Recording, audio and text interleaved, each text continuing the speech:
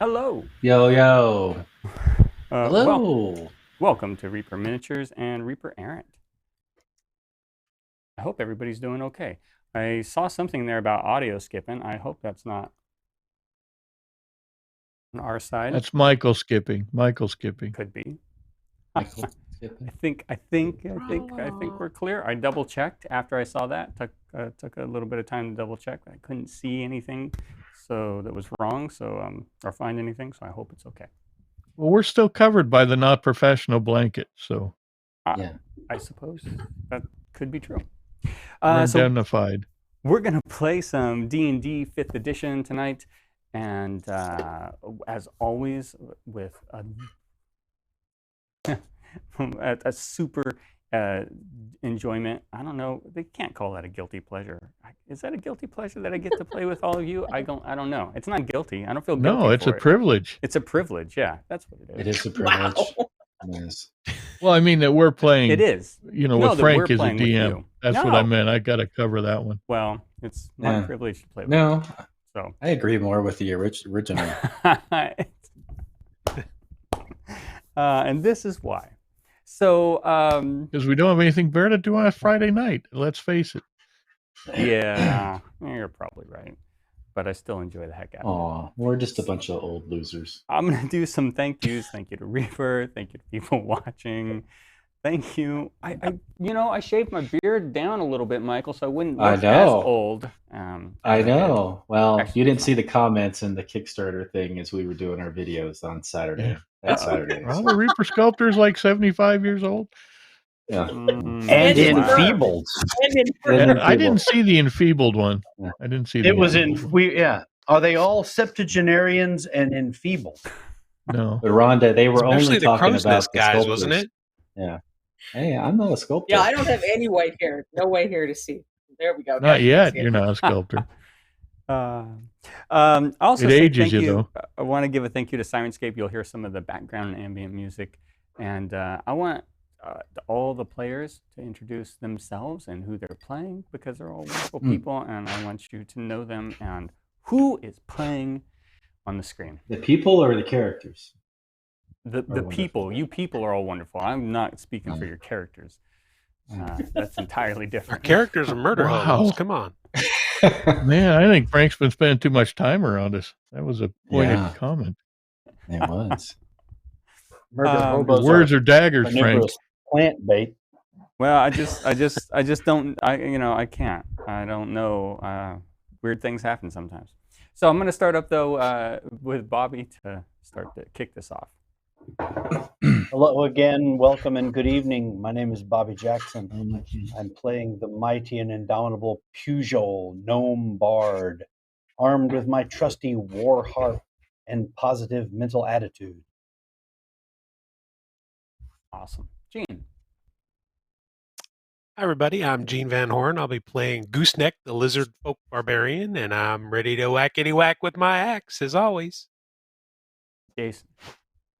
I'm Jason Wiebe. I'm playing Queso Blanco, retired Lucha Libre wrestler and erstwhile ham radio operator from El Segundo, California.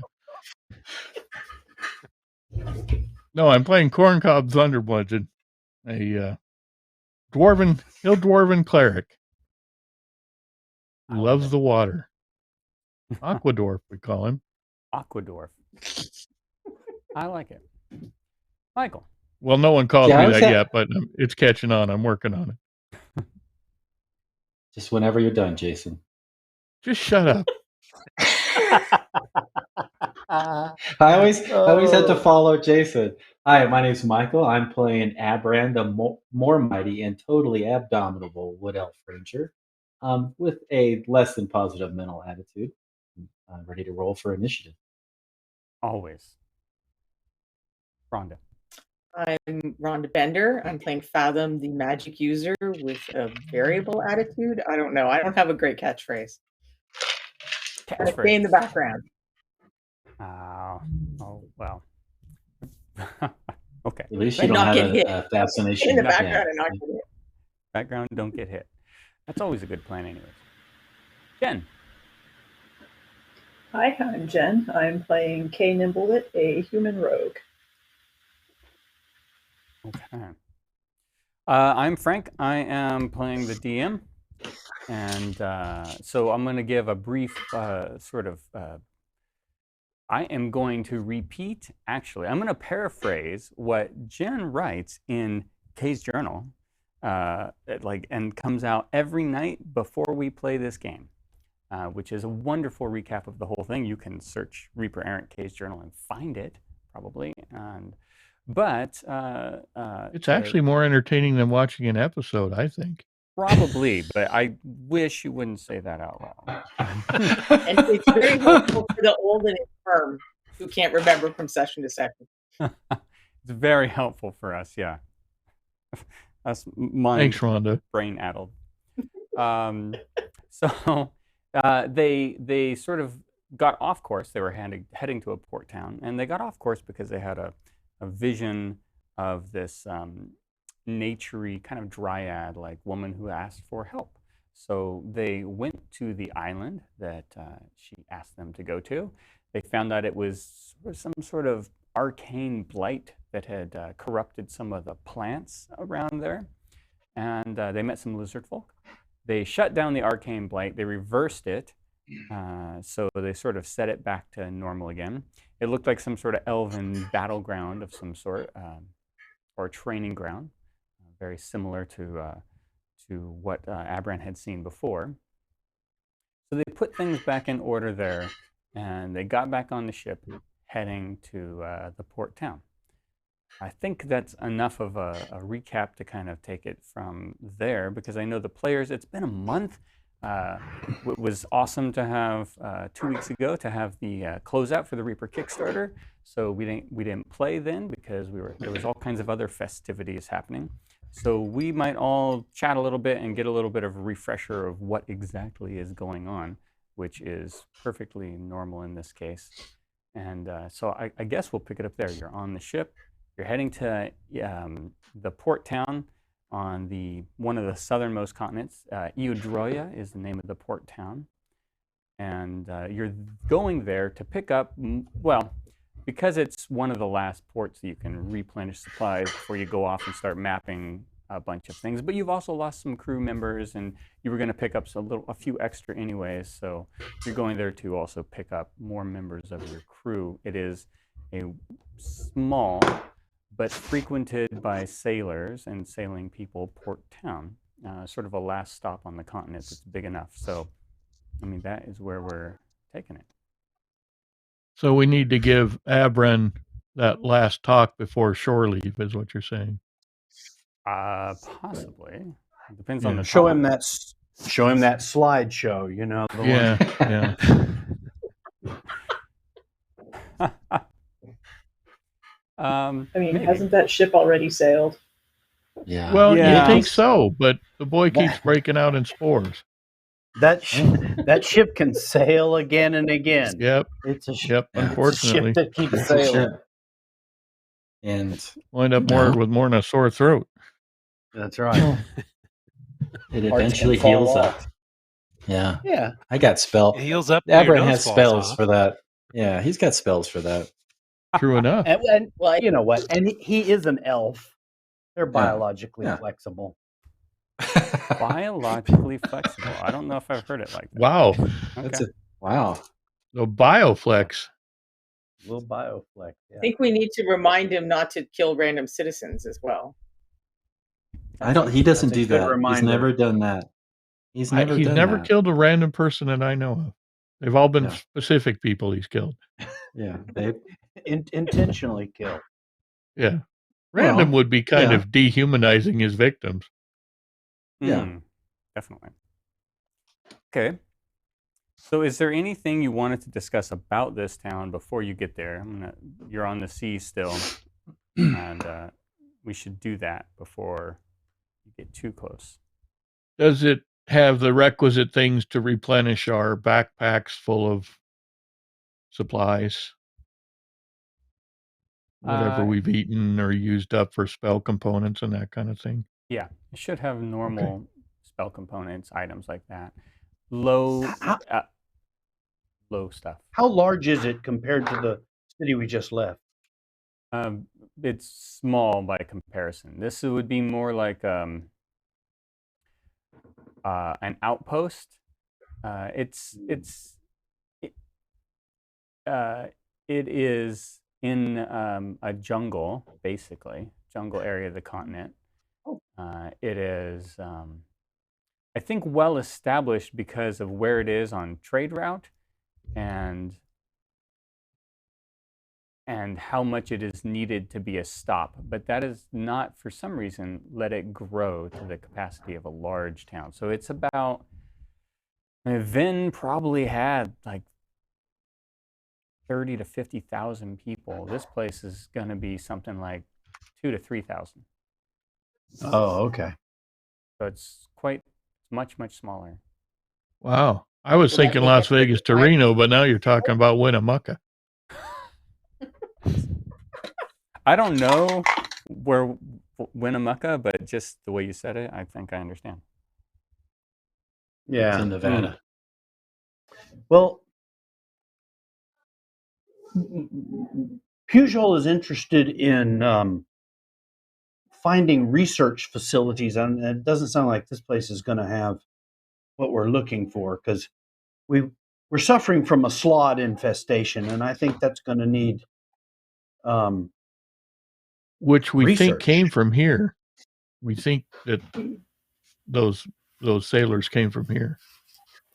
Yeah, this. Well, this we was also the think city. the sailors started out as legit people, right? And then the Yeah. flawed So were Pugh may be in a position to actually initiate the research, to actually write the paper from firsthand experience. Okay, well, I would prefer to do academic research rather than Yeah, because we're headed towards Slod Town. Yeah. Okay. Well, this may be a job for Abran then. Yeah. I like Look, that. somebody trying has to to do the remember field if there- work. Yeah. Sick 'em, if there sick were 'em, other sick 'em, boy. things we were Thank God he's got that dragon scorch mark or whatever it is he's got. No, not yet. Not that yet. we had heard about the town. Skid mark. Other mark. things you had heard about the Skidmore. town. I like that, Rhonda. Well, like related to our mysteries that we're Right. trying to solve. I think the only thing that has really stood out is that this is the last port of call before you picked up those two slots. That's been confirmed. I think in relation to the things you've been on, Is there an airport nearby? that's it. No, there's no airport nearby. I know you're Okay. commenting on audio. Okay. Oh, I have a question. Yes. What's, in order to make full use of this town, where are we going next? So we Good could question. prepare here for our So- next. Once you leave here, you're going out on the cartography mapping. Okay. So this is for sure going to be your last major town to pick up supplies that have been processed in some way. Like you'll have lots of times going ashore and getting fresh water and fresh meat and possibly some foodstuffs. But this is the last port town for a while. So do we want to We're gonna be- investigate some of the slod leads here, since these are where we think they came from? I do. Yeah, there's some, Yes. I keep thinking about the tattoo that guy had too. I don't know why it's stuck in my head, but So when you say that, which The compass. the compass? the flower. yeah. Okay. Did the crewmates? Did any of the other crewmates know these guys very well? Do we know? The Slod guys? Yeah. No, they had come aboard on this town, and they had gotten to They know had- them, and they had mentioned, that they were perhaps a little standoffish here and there, Right. but that they were pretty engaged initially, and they just became less engaged, basically. One of them had Rhonda a was journal. right. I think. Yeah, Okay. they had some kind of travel journal. Yeah. and papers, like identity papers and stuff. So we do have ways to try to figure out where they were, who they knew, or something. How many So- people is the captain planning to hire? You We need at figure least 3, right? from 3 to 6 people. Let's encourage her to go on the high end of that. Yeah. Just in case. Yeah. More red shirts, the better. Okay. Meat shields. Meat shields. Vicious. The world is like that sometimes. We're not killing these chumps. No, we're just hiding behind them. Wow, gosh. Too soon. Okay. We tried to help that eviscerated guy. You did. It Yes, failed. we've been very helpful. We've exhausted spells and everything on the behalf of these people. So Did the travel journal of that guy who eventually was a slod mention anything about where in this town, like where they were staying, any place they went to, anything like that? Yes, actually it did. So the main hub where people would go to like pick up sailors for the crew in port, people who were looking for a job as a hand, was a tavern called the Jagged Blade. And so they mentioned going there for a couple, more like a few weeks, almost every night, to see if they could, find a ship that would take them on. And any other named places? Yeah, so there was a they liked a forest. Well, it's jungled, a jungled area that people went to sometimes. The hot springs. They went to relax. Doesn't necessarily seem unusual, except that's where they got some of their information to go to the Jagged Blade. And then there was a store that liked to barter goods off of ships. Had a lot of information. It's sort of maybe a weapons shop. It's mostly a general store, but they had a lot of weaponry and items in there. So that shop was called Brook. Brooke, Ooh, do we wanna start? Brooke. Yes. Sounds like a shopping episode. Well, we'll see. So it's a small town, though. So yeah, I mean Yeah. that's about it for places they mention. And then they stayed. There's not so people who come here, they either have a house and they live here and stay here. They stay on their ships, or there's sort of a tent city almost outside where people will they're more like itinerant. They will come in and out looking for different jobs on different ships, and so they'll pitch camps and stuff. It is near the hot springs. That's really the only points of interest that are mentioned. Okay. Well, should we go investigate? Are we there yet? We're still sailing? Well, Sailing. if you're still sailing at the moment, but if that's your plan, then we can get underway. Yeah, let's do that. Okay. Beautiful. In that case, roll for initiative.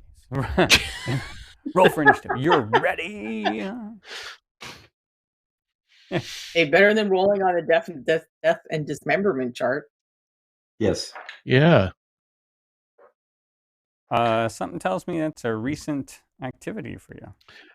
I don't think anybody was permanently dismembered, though, were they? Nah, everybody What a skated. couple character Someone had a limp. had- Someone was walking with a Yeah. limp or something. Nobody died. Booger got brain damage. Yeah, Oh, that's right. that's right. Booger was Booger- permanently affected, even more so than Yep. his brain player. injury.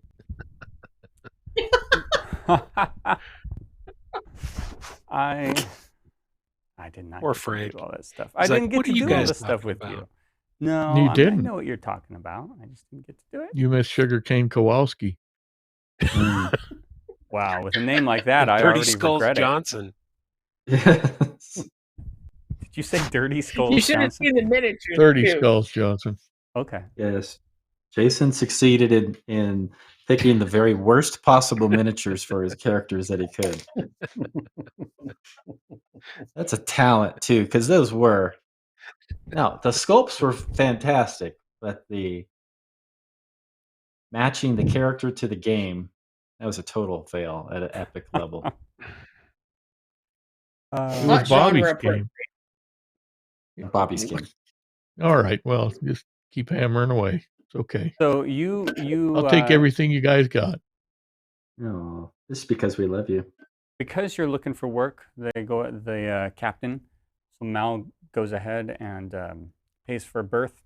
That is up to a week, sort of an option daily, and they pull the ship in. It's a very deep sort of port, so they don't have any problems getting the ship in. And So we can come and go. We don't require a boat to get on and off the ship. correct. We can go up and down a gangplank. Yep, Okay. they pulled it right in. So there's your plank. Are they right there. going to formalize the hasty repairs we made to the hull? Yes, they will do what they can to double check those. Although they were pretty good repairs actually while they were out there. But And what they'll are they double check do? it. What are they doing for physical security of the gangplank? Is there a sentry? Well, there are several. The first mate, If only of we had a course, telepathic gnome. has been in You're in charge luck. of that, and has tried to make sure that that there's, if you're coming in and out, you're going to have to pass a watch that they have set between all of everybody that is in there. Most of the people are actually deciding to continue to sleep on the ship. They just want to go out to shore, so it's not hard for them to arrange some watches. So it is 24/7 guarded, but you won't. I don't know what you think of this, but they have decided 2 people topside are all they need for their watch.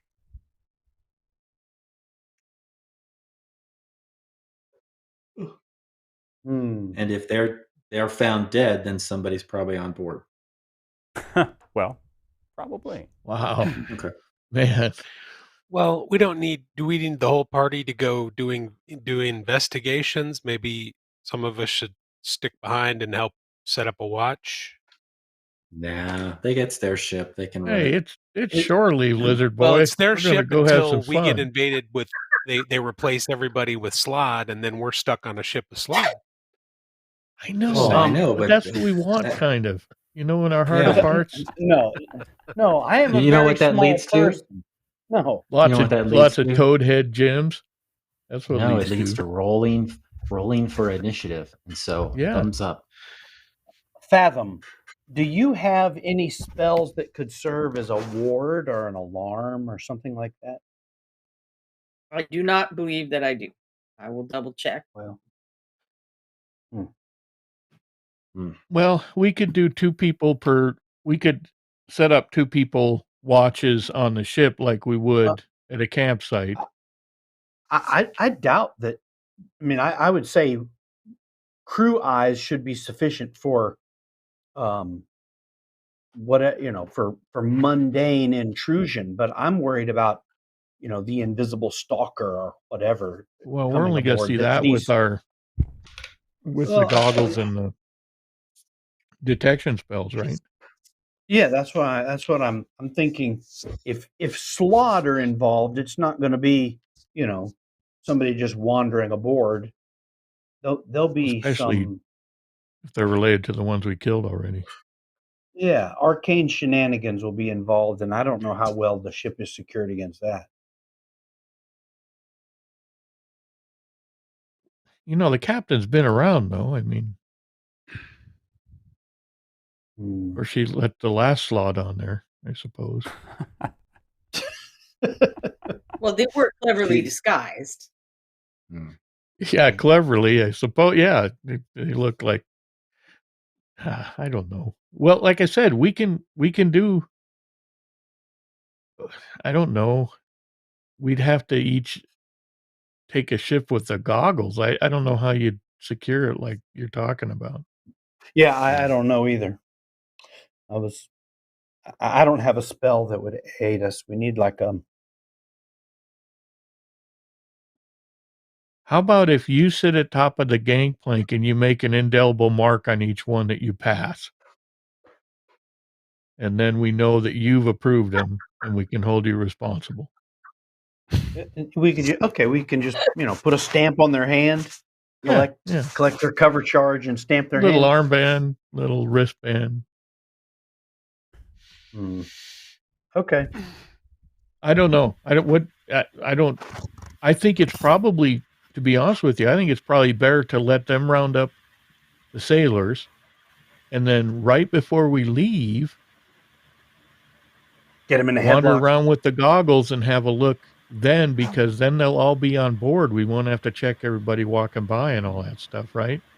Because then we'll just have a contained crowd. As the crew is the focus. I mean, we found the smuggled in the box, or I mean K. So who knows? Well, so maybe we should do that. That sounds more like a viable plan in terms of, we just go ahead and do our business. What order we need to do in port, and then when we get back, before we leave, Kay can give the ship a complete once-over. Run a pre-flight check. Does that make sense? I don't know. I like that idea. I think it's more efficient. Fine with me. Hey, are we on the... Go ahead. No, you go. Are we on the hook to protect the crewmen while they are here the way we would be if we were off doing exploration, or since this is port, or they are on their own? This is sort of shore leave, so they're kind of on their own. They're expected to check in. I mean, same as you, though. To be honest, the captain, before she sort of lets down the gangplank and says, "All right, everybody, you're good to go." She lets you know that, hey, 2 days, check in every 2 days at the most. Other than that, I'm good with that. I don't. To let you go. I want to get to the My town. question Let's get to the town. We had that slod stone, right? Yes. Would I notice anything if whatever it worked on was nearby? Make an Arcana check.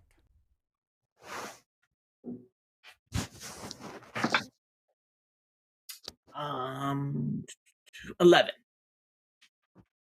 You don't know if it would activate if something was nearby. The only way to be sure would be to, keep it close and continually monitor it. But you are unsure. I will try to do that. Okay.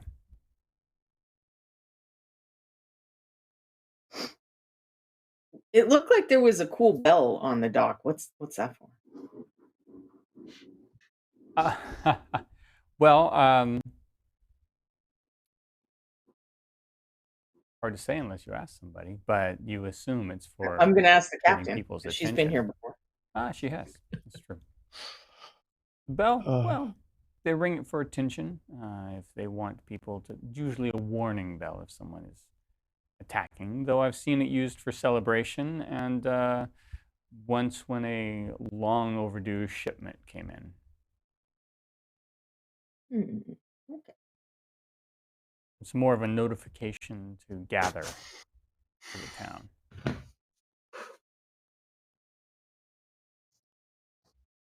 What's the predominant religious order here?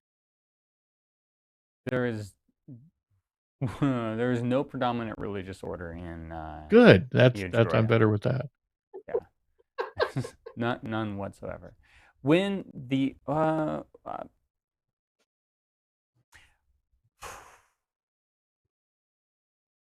I think does anybody other so I know that K passive perception is exceeding 20. Does anybody else's passive perception exceed 20? No. No. Okay. No. I have a decent roll, but my passive is only 14. Yeah. Hey, I would like you to roll well, Jen, I'd like you to roll percentile dice for K. This is sort of I want to determine the chance that she's in the right place at the right time. All right. Be in the right place. Be there. Be square. 3. 3. Wow. Okay. Ooh, Maybe that's That's- good, though. Maybe that's That was a good. fail.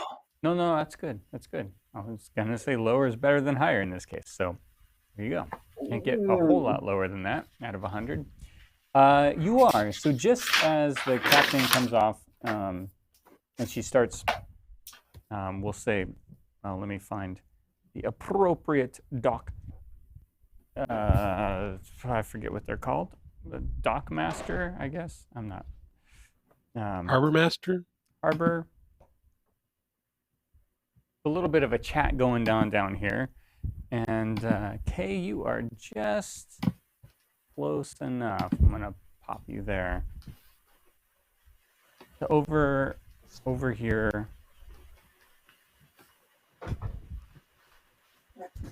The harbor master say, it's Bentar. He won't let anybody hire unless he goes through them. He's been hanging out and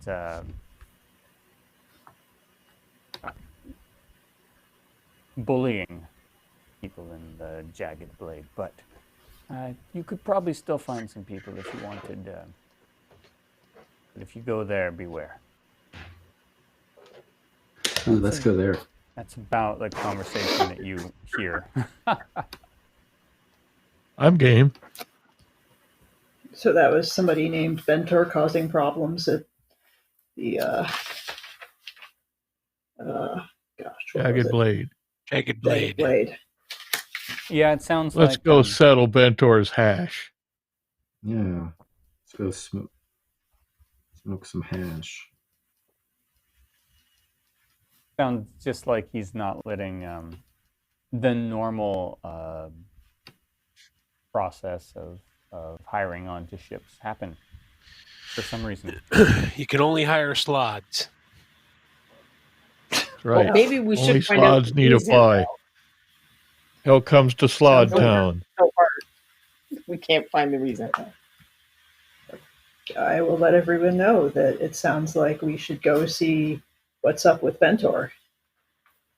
I agree. Okay. We can do that. Let's go do that. I mean, do we need to make sure the captain's okay with that, or we're just going? No, we're just going. Let's just- Hell with the captain. I mean, it's short Let time. her run her You ship. can go to the same place that Yep, shore. short time. That, We that can they do go whatever to. we want. That's right. She cut the whole crew loose. Why would we be indebted to her at this point? No, just got to check in. I every think now- she still owes us for stuff. I'll just keep an eye on the elf. So there is definitely Keep your elf eye out. quite a few people on the ship watching. I know that formally you have 2 people as the watch. Informally speaking, you have noticed that there are a good 3 or 4 people roaming about on top of the ship, on top of the deck, for most of the What's time. Morgott up to? And the cook. Morgott seems unexcited by this stop in particular.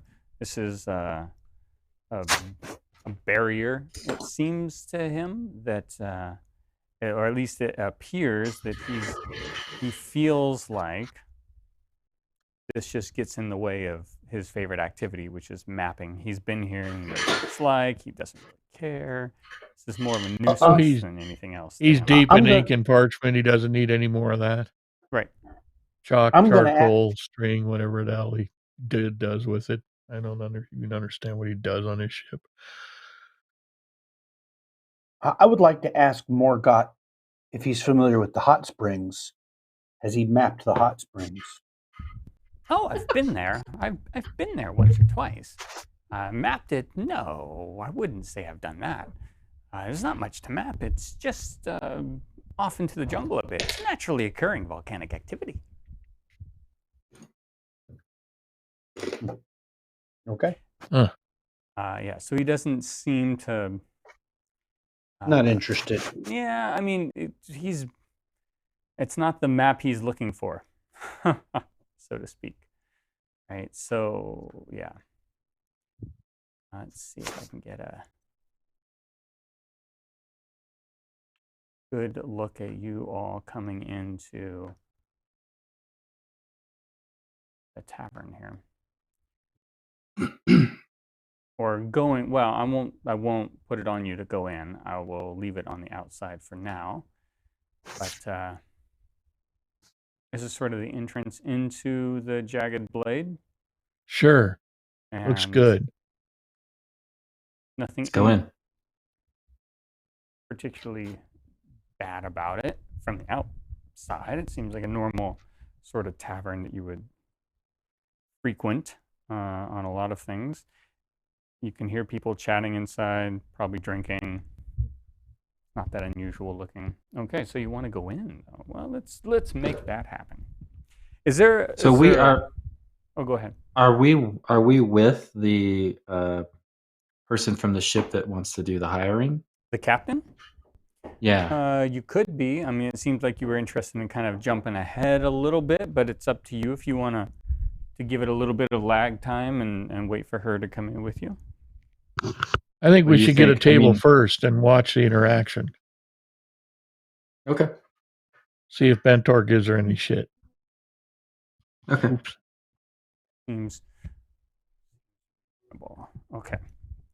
So I'm gonna take the roofs off of this. The roofs. And put you in. Let me get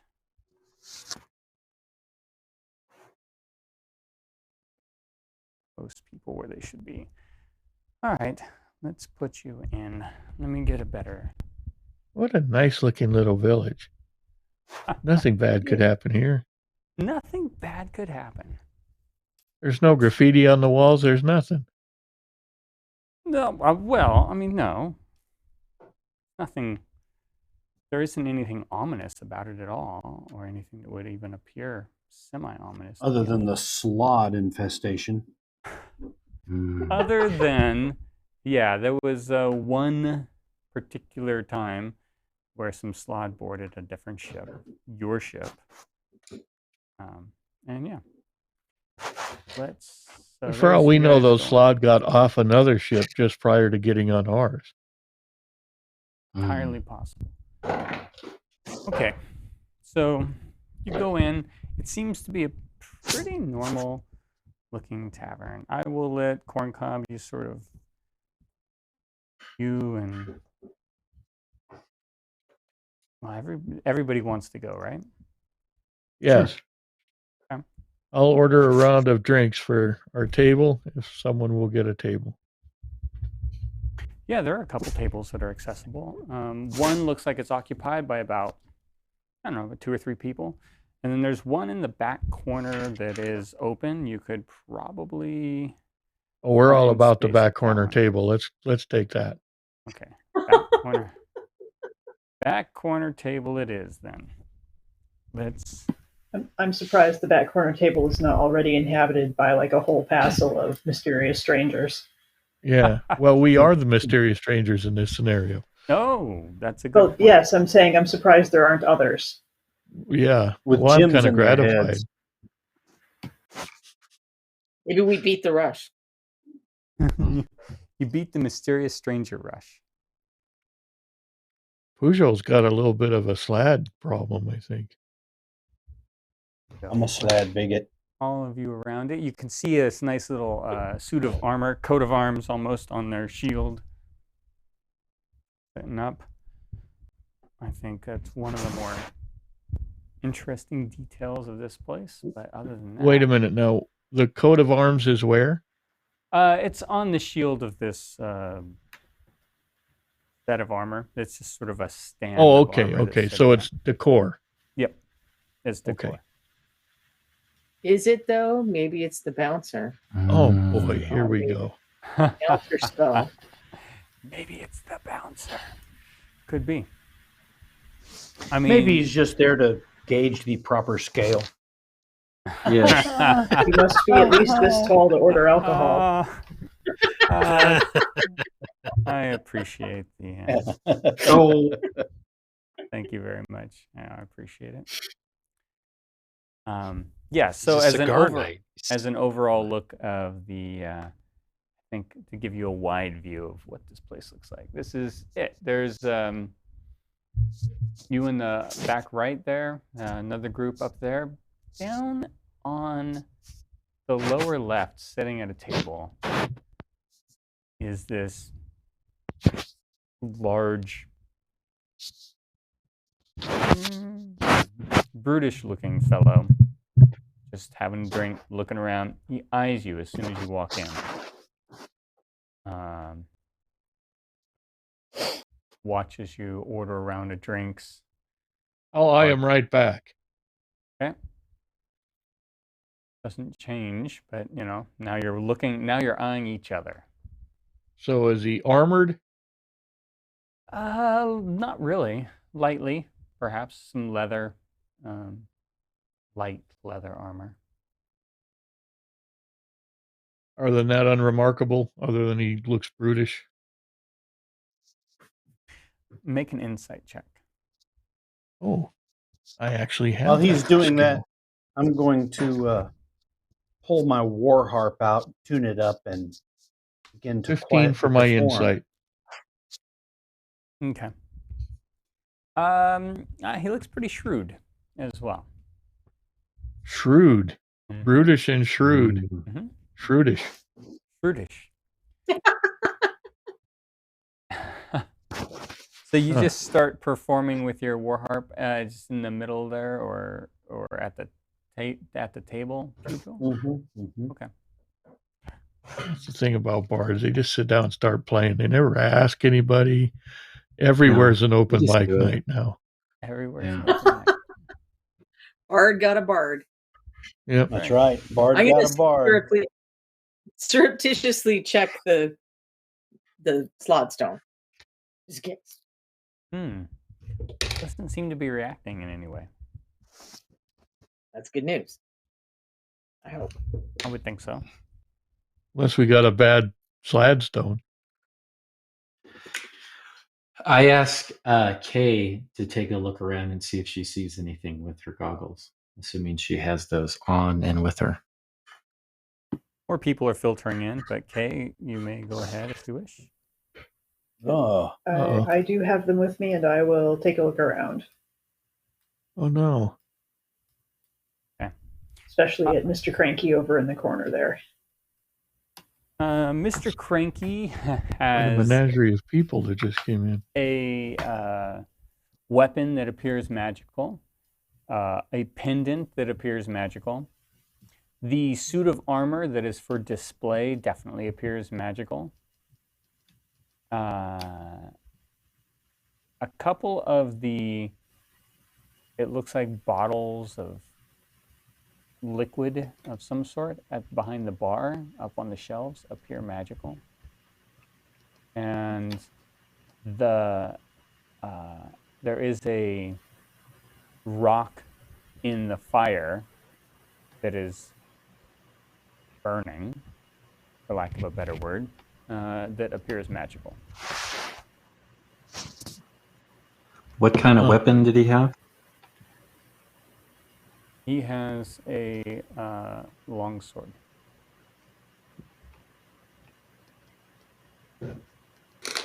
Cool. Thank you, Kay. Pretty juiced up bar for nowhere town. Well, I was just going to ask. We've obviously been in several bars. Is this kind of a normal to have magic, for instance, in the fire? Is that like a normal thing that a up and coming bar would have? Normal, no, Tavern but would have. it's not unusual that you've seen magic items here and there inside So a bar. it could be utilitarian rather than Yeah. unique. Yeah, you've seen some. You saw once where someone had a like a barrel that dispensed things. It was magical. That's been in a bar. It's usually just something a bar would use or be known for or have a utilitarian point of view. Are the bottles set aside differently, or are they mixed right in with the rest of the libations? They are mixed in with the rest of the bottles, yeah.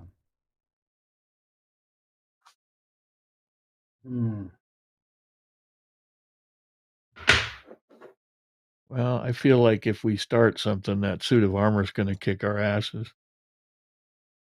Does the suit of armor have a jagged blade? Well, that's interesting. When you look at it to observe it like that, it does have a blade that is, you might call it jagged. It seems dinged up, ripped up. It seems if it is jagged, it is not by design, it is by use.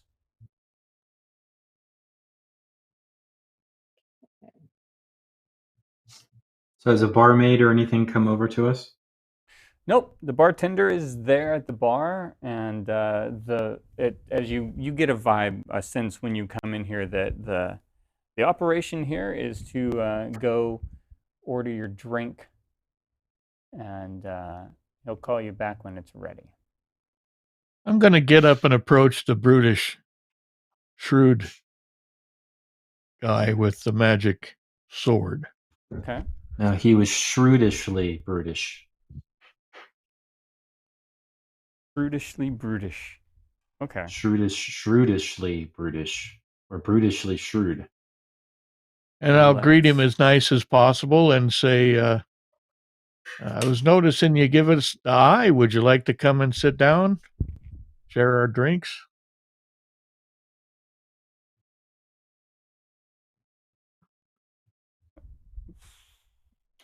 As you even approach him, I think have a decent charisma. Yeah. I think make a persuasion check just as you approach.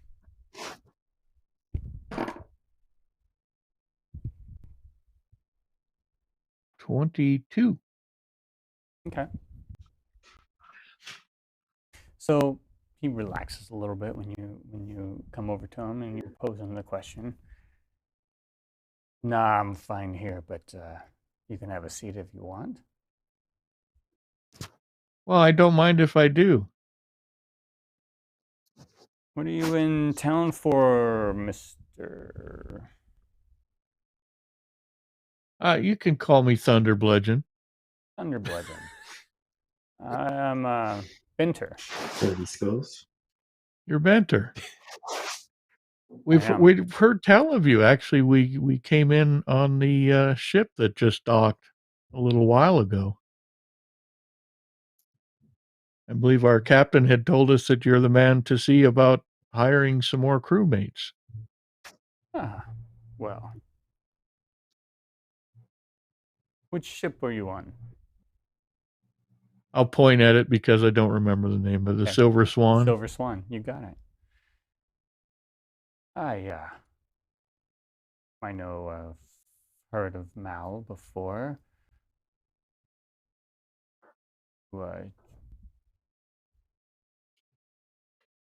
I guess I am the one to talk to. Are you looking to pick up any people for your crew?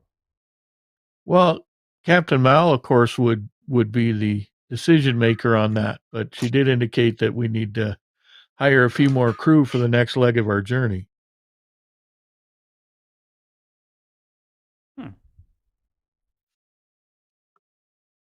How's the sailing been going with now? So far, pretty good.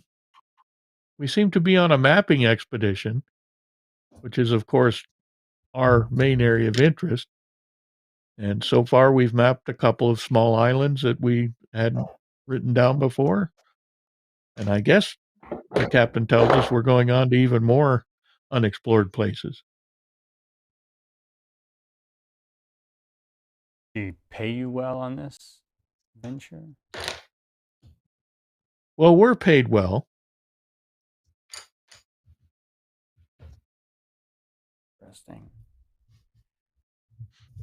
See, the reason I'm the person to talk to is there's been a lot of ships come through. A lot of overly eager hands sign up. Never come back. Dangerous. Are these lives. hands that live in this community? No, but when the ships come back, they're not there. Lost at sea, usually. So you're kind of a filter then to make sure that we get decent people? Well, that the people get a decent ship. Ah. I prefer the other way, of course, because these will be my shipmates, but I can see your point. Sort of a way to protect the ship hands from getting over their head by enticed by shiny coin. Well, that is the deal that we have with the captain. Is we're here for our own interests, of course, but we did agree to provide a modicum of security aboard this ship. Ah, so you are the hired protection. I was wondering. I hadn't heard the name Thunderbludgeon before. Well, not yet. I'm working on that. Are you new to this area? Have you been to Iadroya before? I have not that I can remember. A lovely little piece of jungle. But are you native here? Stay long. No, though I've been here 5 years now.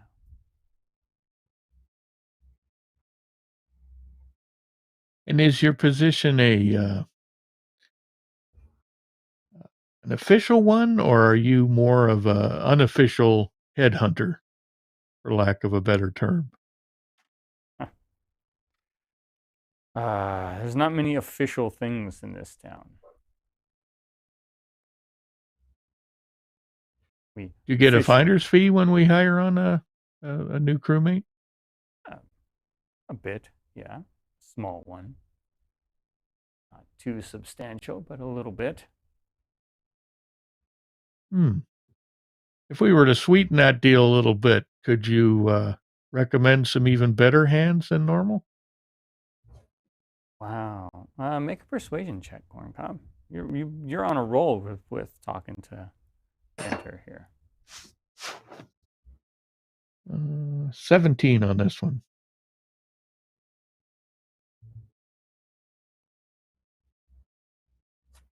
I probably could recommend some people. A cartography ship is not very exciting for a lot of crew members. There are some who just want to do the work and get the pay. Well, we prefer competence over just about anything else. Reliability, trustworthiness, all that good stuff, you know. You're looking for 3 to 4 people? 3 to 6 people? What was it? How many? I believe so, although the captain is the last word on that. But I would be happy to throw some of my purse at this job, because frankly, our job becomes easier with the better crew. Sort of pauses for a moment when you talk about throwing some of your purse at it. Like he's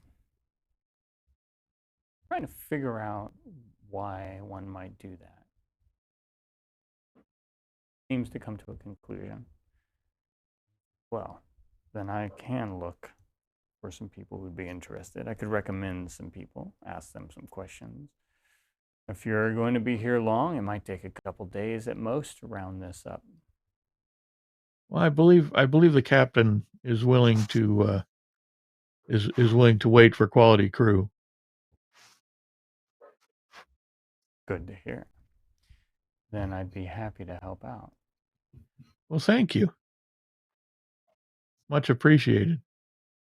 Pleasure is mine. Made this a much better experience. A drink for myself and my friend here. Orders one. Well, thanks.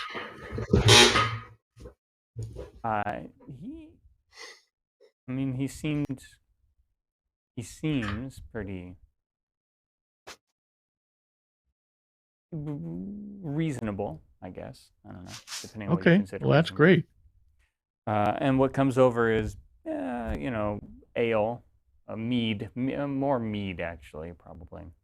At this. Can I get a good look? You said he was wearing some kind of pendant. Yes, he is wearing a kind of pendant. Can I just kind of it's have a easy look to at see. it without? It's a bear claw.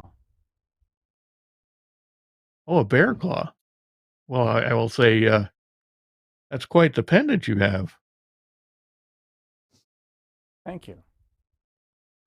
Is that a trophy that you managed to get yourself, or was that awarded to you? Trophy, acquisition. Either of those would do, yes. Either of those, okay. Okay, where I come from, it's very common to the first bear that you fight to keep one of its claws around your neck. Is it? Wow.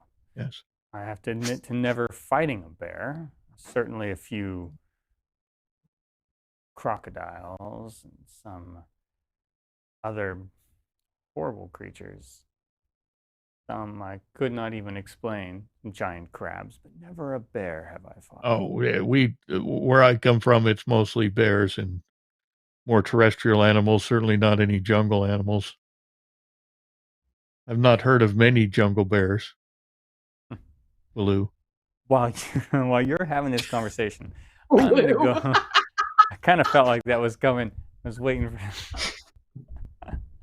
I want to talk about you. Over at the table. Can't resist. I'm sorry. Oh. Over there with the rest of you.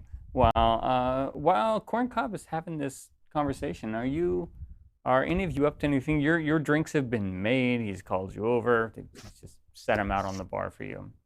Your round, whatever you've been drinking. You, Joel, you've been playing the harp. Yes. You've definitely got people's attention in here. There's only 3 major tables, a lot of standing room, a lot of people talking. It looks like maybe another ship got in, or perhaps it's just an hour where people begin to come in and start to imbibe alcohol, because people seem to filter in. They seem to be drawn attention-wise to you because you're playing over there. Well, I'm going to entertain them, but I don't want to, disrupt anybody's conversation. If they want to listen, they're welcome to listen, but I'm not going to be, no crazy Van Halen solos. Oh, okay. No hopping on the table. Yeah. Full glissando harp maneuvers. No Bon Jovi. None of that. No blaze of glory. Blaze of glory. Yeah. No blazing glories. That seems perfectly reasonable. Okay, yeah, this place is starting to pick up. The crowd is starting to pick up. It seems like there's a lot of people begin to start ordering drinks. The fire gets a little bit larger. The bartender himself starts really moving, really working, pushing a lot of liquor. Well, maybe Do not they liquor. need a fire here? Because isn't it the jungle and hot and stuff? It's It is pretty hot. Well, no, you don't even have to. You realize when you start thinking about it, you see the fire, it blazes up, you expect warmth, you expect it to remove some chill, and as soon as that happens, you realize that it's too warm for a fire. But it's not, the fire doesn't seem to be It's ambiance. exacerbating the issue of heat in the room. Purely You get the feeling that it might be decorative and not actually putting out heat or an actual fire or flame. Oh, that's smart. Now, Are any when I look around patrons- Let's go first with Fathom. I was just wondering if any of the patrons are not listening to Pugh. If anyone having secret conversations or something. Other than Benter and Corncob over there, they seem deep in discussion. Everybody else is at least giving some note to Pugh from time to time. The two who were at the table originally when you came in, which would be pink-haired in the upper left and the yellow-shirted person, those seem to go deeper into conversation. They mostly just look up occasionally at some of the things Pugh does or some conversation, but then they dive in close and begin talking again for the most part. Everybody else. Try to eavesdrop on? You could. You're right there. Now, are the people in the bar, can I tell from their wardrobe, are these sailors or are these locals? You would, just from their wardrobe, most of these people look like sailors. One person comes in, looks, they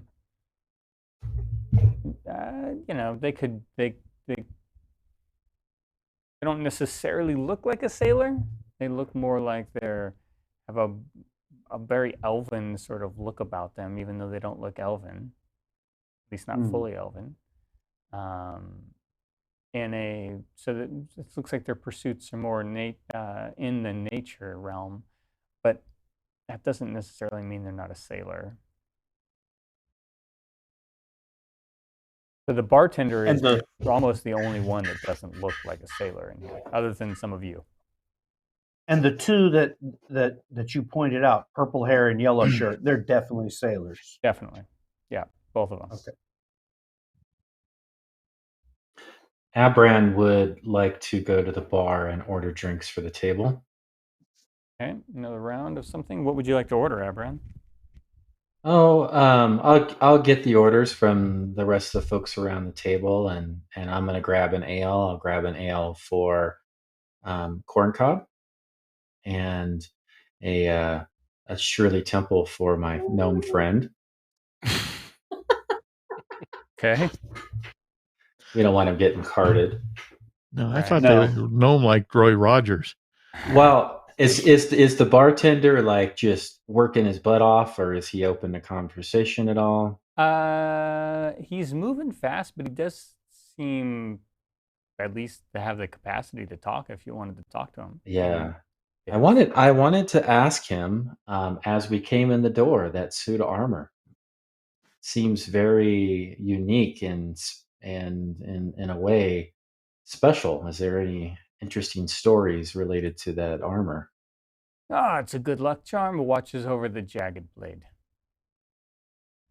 Anything more? Sounds like there's a story behind that description there. Well, he's handed down from owner to owner, and let's say you just don't want to do something inappropriate in our establishment. Seems like you have your own guardian there, don't you?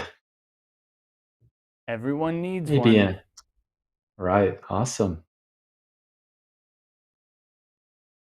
I will take the drinks back to the table, and I'm going to take a drink. Does Corncob have a drink or no? Yeah, Bentor bought me one. Yeah, Bentor bought. Okay. I'll just bring everything back. I'm bringing everything back to the table then. Okay. So you notice at this point both the first mate and the captain come in and start looking around. They sort of nod at you.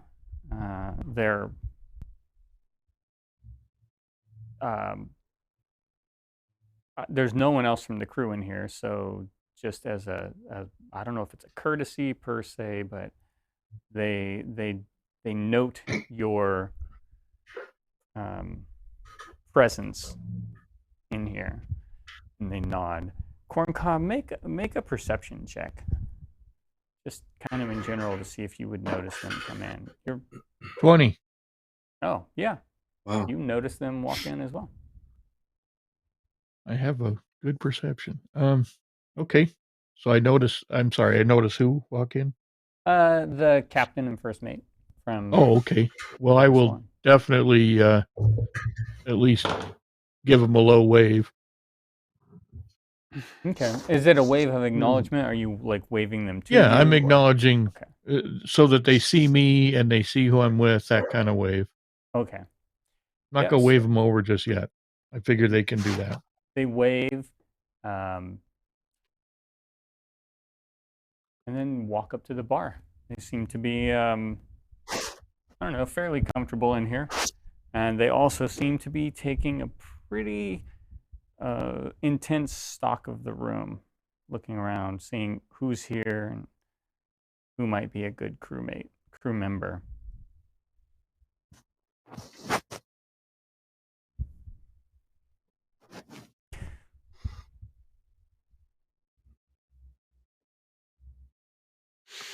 Gooseneck would like to go up to the bar and buy the captain and the first mate a drink. Okay. That seems reasonable. Perfectly reasonable. All right. Gooseneck, you head up there. I'm going to just change Focus Live to make my life easier. You and the captain. So when you head up there and ask if they buy a drink, Gooseneck, so are you enjoying your time here? Well, yeah, it's a nice bar. What would you like to drink? We can get you something. Ale would be great. Thank you. All right. I'll signal the bartender for some ales. And in that, well, first of all, what? Just a little meta here. What were the name of the crewmates that were these slod characters? We know. I don't remember. I guess it doesn't matter. I'm just gonna say to the captain. So I remember in their journal of these crewmates that they like to hang out at this this establishment. Do you recognize anybody else that's a frequent patron here? Anybody else that you see that has been here before? She takes her ale, sort of leans back against the bar, looks around, takes a nice look at the room, drink. I do see a couple. A lot of new faces, though. I don't doubt, since she looks over her shoulder at Corncob and Benter, I don't doubt it's a bit to do with that over there, forcing them to go through Benter. So Benter was the one that hired these crewmates on for you, or hired them to you? No. Not quite as simple as that. I don't know if I want to play this game with Benter or not. I suppose the peaceful thing to do, you can see some meaningful looks between the captain and the first mate, is to just, glad she says this, just go along with it, work through Benter, get the people, but I feel like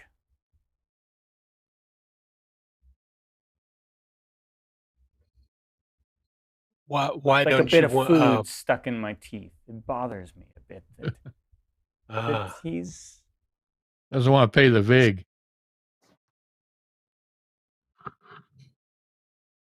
don't think half of these people want Benter to be over them. I almost feel like he's exerting some control he shouldn't have access to. Who am I to say, and it's not my business, and if the prices aren't too high, then perhaps it doesn't matter. Takes a deeper drink of it and sets it down. And looks like he's so contemplating.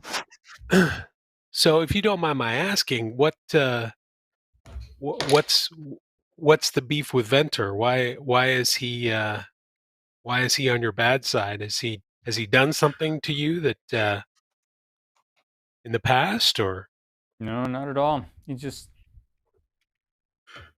can't cut it himself on a crew.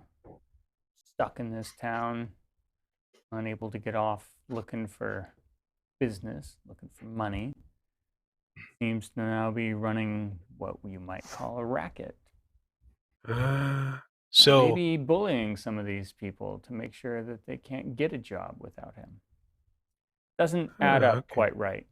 Never been a problem getting jobs in this town before. There's no reason to go through a middleman, and suddenly we have one. That bothers me. Huh. Didn't you think Is he- that that's a problem? Does he have a large organization behind him? Is it something you'd like us to take care of?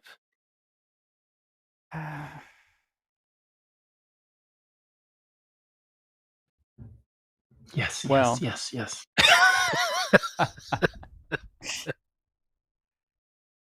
It doesn't. It would exceed our reach should we involve ourselves in this town's strife, perhaps. Okay. But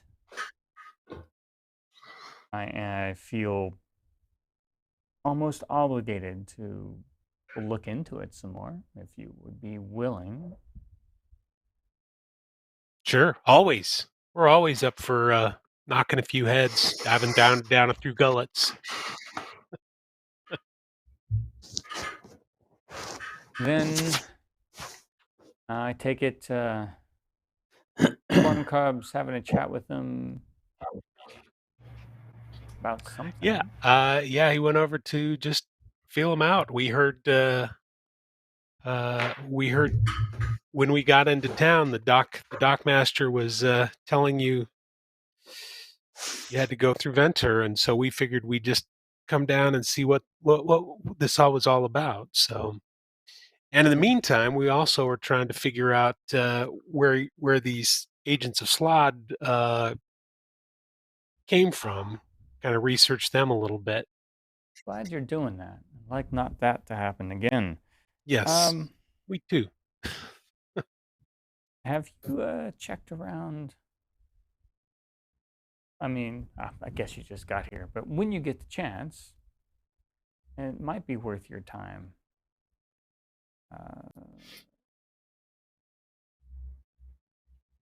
Yeah, to look around at some of the other places.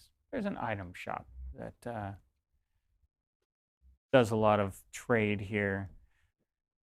They always go for the choicest things on ships. It seems to me that a magical creature might have done something there or had some interfaces with them, but I don't know if that's true or not. Okay. Something to keep in mind if you're All right. going to What? investigate. I have to pause for a moment. I lost batteries in my mic, so I can't hear you. Uh-oh. Or in my headphones, so sorry as I go replace these.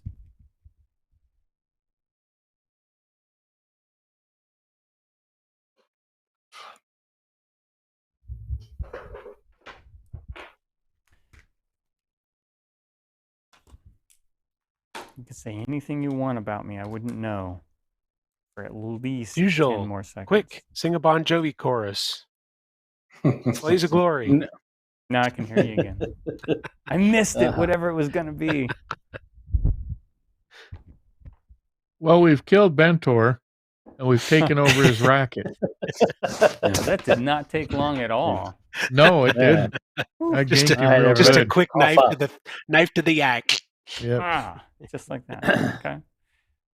Okay. Okay, well, I'm going to thank the captain and give her another round and then say I'm going to go back with my compatriots and head back to the table and share with them the information that I learned. So as you get back to the table, which is you here at the table, and you start sharing, I think this would be before Corncob probably gets done. The captain, I probably didn't need to get up to move the captain over. The captain sort of walks over there to you, plops a coin purse down in the middle of the table and says,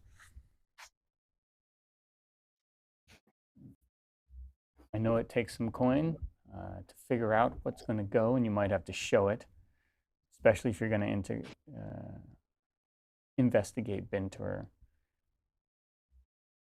Here's some coin to bring crew on. Final says, check in with me. But if you wish to engage with Bentor, you're going to need to see coin. I don't want that to be from you. Plops the bag down. Does it in a way where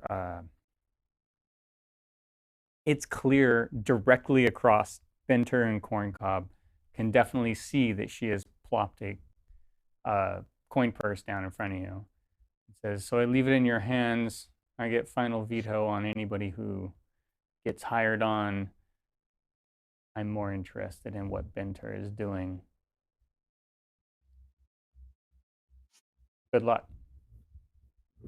And her and the first mate sort of head out. Okay. Who's our treasurer? Not Fathom. No, I think Fathom actually is. I'm pretty sure that, yeah. It is Fathom. Yes, Fathom. I'm not. Yep. I'm not. That's another game. You guys were silly in that game, so I don't do it anymore. Same walk off the same pier. Yeah. Oh, I don't do it anymore. Yeah. Catch the flu one time. I mean, geez. Well, don't we have a bunch stashed in the bag of holding? You do have a bunch. Just throw it in there. So I if think we all have walking around money, but I also think that we have our saffron and everything else stowed somewhere. You I'm do. not sure I believe anyone is Kay- tracking it. Kay No, I has thought been Kay keeping had a tally. lot of details. Yeah. Yes. It's in the journal, I'm sure. Yeah, I list when we get Sure. stuff. I haven't been keeping it in I wasn't sure actual if ledger format. Frank meant who was carrying it or who was counting it. I don't mean either way. I mean, she puts it on the table in front of you and walks out. You don't know how much is in it yet or anything else. You just know she's authorized you to talk on the Silver Swan's behalf regarding getting people. Now, do I see that? You said that it was a You direct... saw it. Yeah, you saw. You don't Okay. know the dialogue or anything that happened in between it, but you saw the captain. Okay.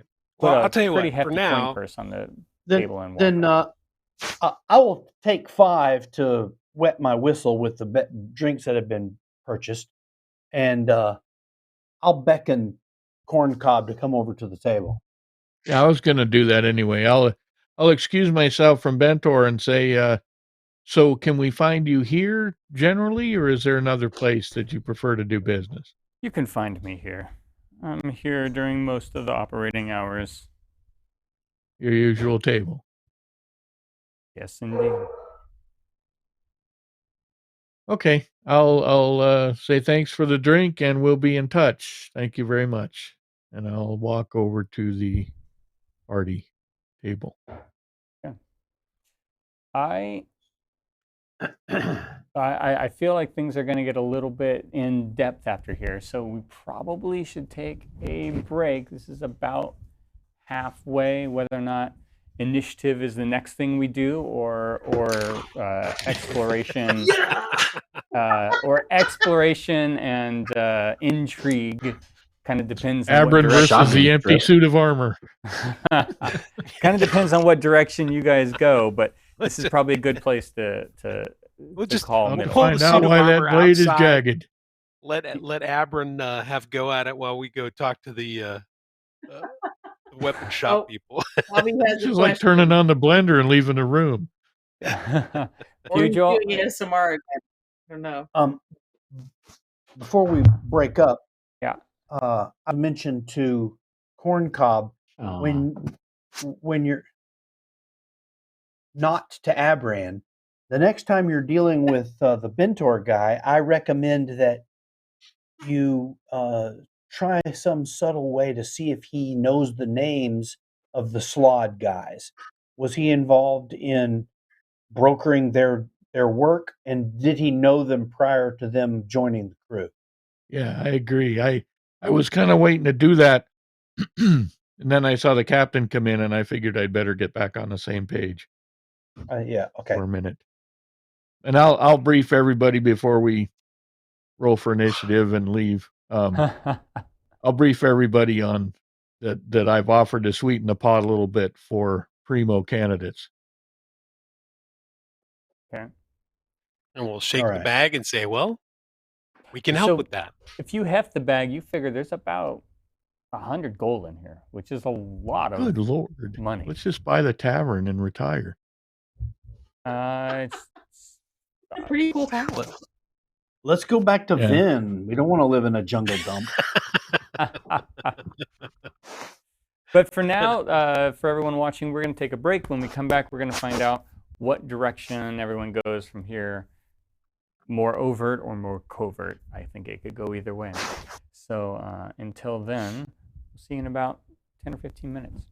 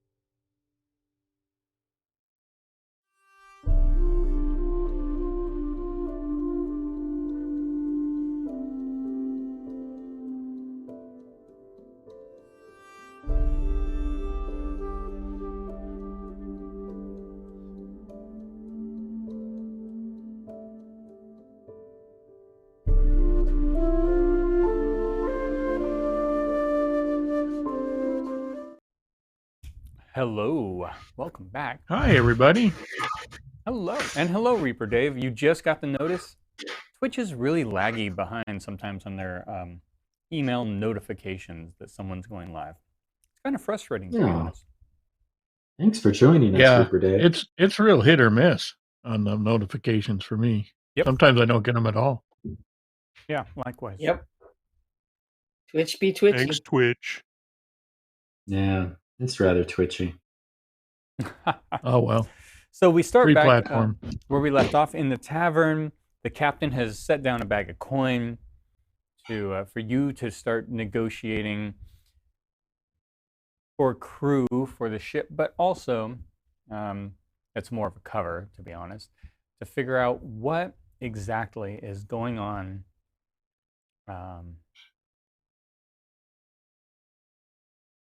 with this person and how you're going to I don't know, get to the bottom of it. I guess all that is up to you. And in the meantime, is- we're pre-hiring some hands based on the captain's approval. Is that correct?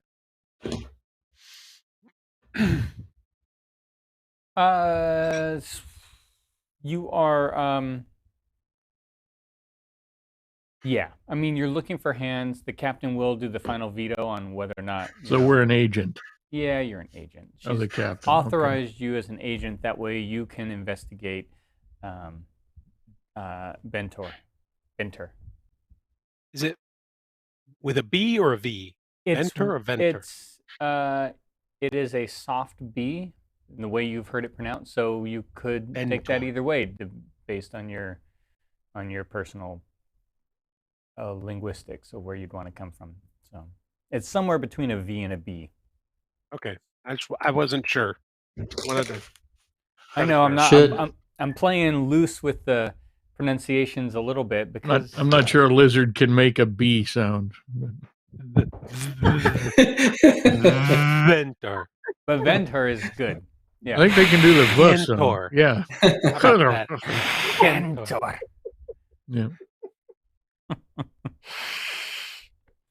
I like it. Okay. Yeah. So that is where we left off. That is what's going on. And I'm trying to figure out where. There were the Like- two shipmates on that table next to us that were not paying attention to Pugh. Yeah. So they So weren't they probably- shipmates, but they were definitely what Deckhands. Or sailors of some sort. okay, so they obviously have taste. I would like to suggest that gooseneck, corncob, since corncob is Easy our mistake. speaker tonight. Yeah, that he saunters over there, but in the meantime, I'm pretty close. Could I do a perception check to see if I can hear anything they're discussing? Well, I'm back at I'm back at our table.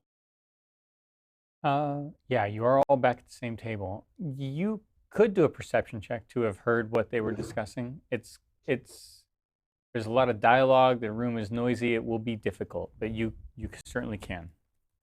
So do it at disadvantage. Nope. The DC is Okay. just high. 14.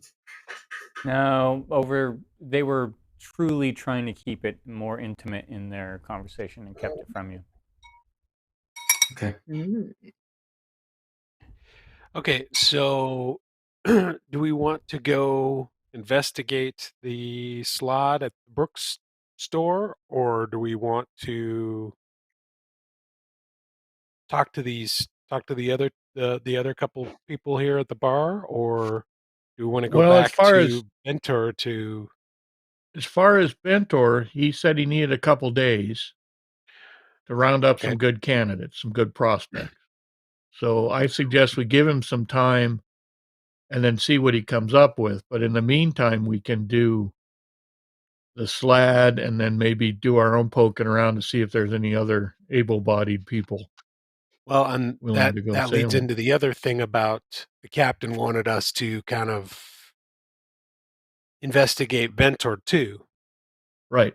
Well, it's a small So- town. Yeah, we so- need to go corncob in that the captain doesn't think he's acting with good motives. He's just Right. making He's money. insinuating he's just a middleman, True, but the captain did captain- hire the last batch to this guy, so the captain's worked with him No. before. No, No, she said she believe the didn't. captain did. No. okay. No, she didn't. She didn't hire. No, she said she hadn't worked with him before, and he was a failed. He hadn't been able to get off the island, and he's just a kind of a middleman who's Okay, I wasn't insinuating here for that. himself.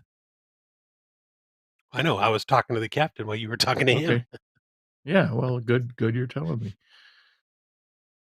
So anyway, the captain wants us to kind of.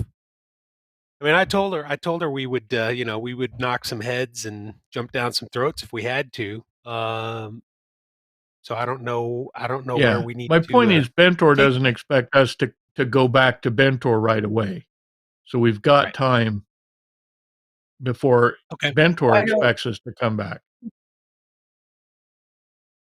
Why don't Gives we us ask how they plenty feel of time. about being represented by Bentor? What did you say, Rhonda? Why don't we ask some of these sailors how they feel about being Yeah, that's a represented good by idea. Bentor? Because I told Bentor captain had the final say, so that we always have an out with that. I didn't make any firm commitments. I just wanted to see what would happen, what Bentor would come up with, and if they were SLAD or not SLAD, or is he a small town crime boss, or is there something bigger going on? You know, Are SLAD cheaper? Probably.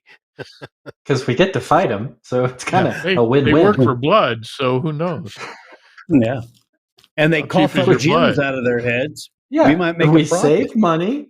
We get to roll initiative. We get XP, and then we get gems. I mean, it's a win We all need the way more around. shipboard battles because that's always fun.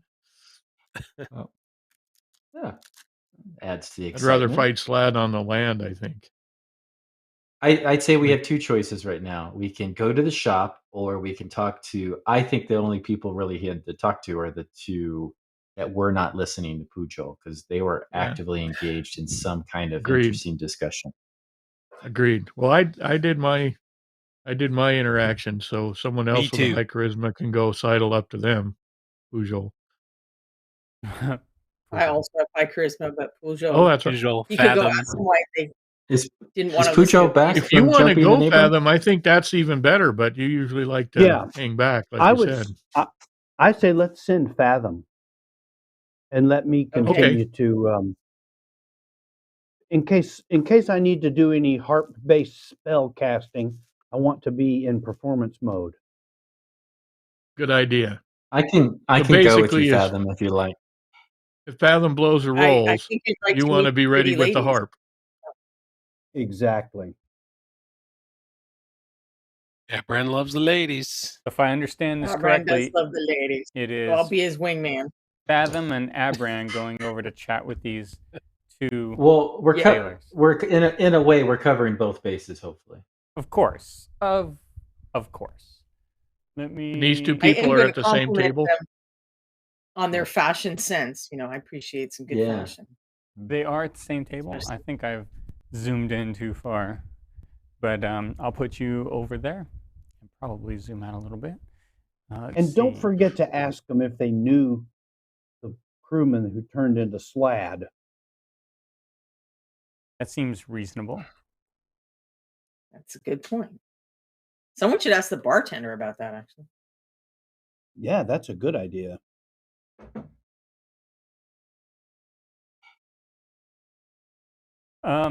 Okay. So first the table, unless you're going to the bartender, and Now, you head over, and they look up when you. So just as a general, do you just walk over and take a seat? Do you sit down? How do you approach them?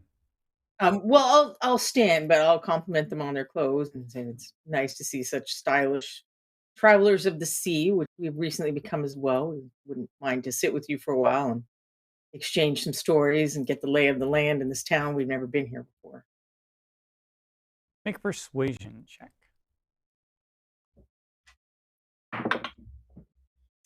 Mm, 19. Thank you. We've been trapped here a little bit, waiting for the right ship to come in. Please have a seat. This is my friend Abran. I'm fat. Yo. How you doing? You say trap. Abran, make a persuasion check. I can just tell How by you your approach. doing? My friend Abram Trebbiani. Avran rolled a 14. I mean, it's not horrible. You came in More like the average. Vinny Barbarino. It'd be like a yo, what's up? Yeah. Not a 1, but not a 20. Not a 1, but not a 20. Yeah. It's the first people you approach on a Friday night. Okay, so yeah, they say have a seat. So I'm going to try to follow up on that trapped comment. So there just haven't been any ships by lately, or you haven't liked kind of ships, or is it anything to do with that guy over there in the corner? Over. Oh, well, I see you're on top of it already. It's a little bit to do with him. Insisting that everybody go through him has limited our options, let's say, has put some fear in the hearts of the ships that come ashore to pick up some crew. Not necessarily in the people here, but has been frustrating some of us, especially those that don't want to slide him a little extra coin to make sure they get a good job.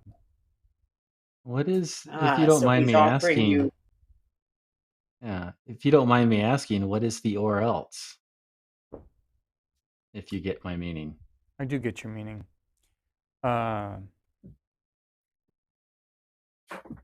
He does have some friends. Some formidable friends. Some of them have helped him, maybe gifted him some things, but more realistically and more overtly threatening, they will come to his aid if they need to. We've just been... Hold on. Frank is going to roll Pete's dungeon dice. Make a persuasion check, Abram. Another 14. Okay. We were just discussing this, in fact, of how quickly his friends could come to his aid should we go around his offers to assist us. Are his friends a little bit out of town then?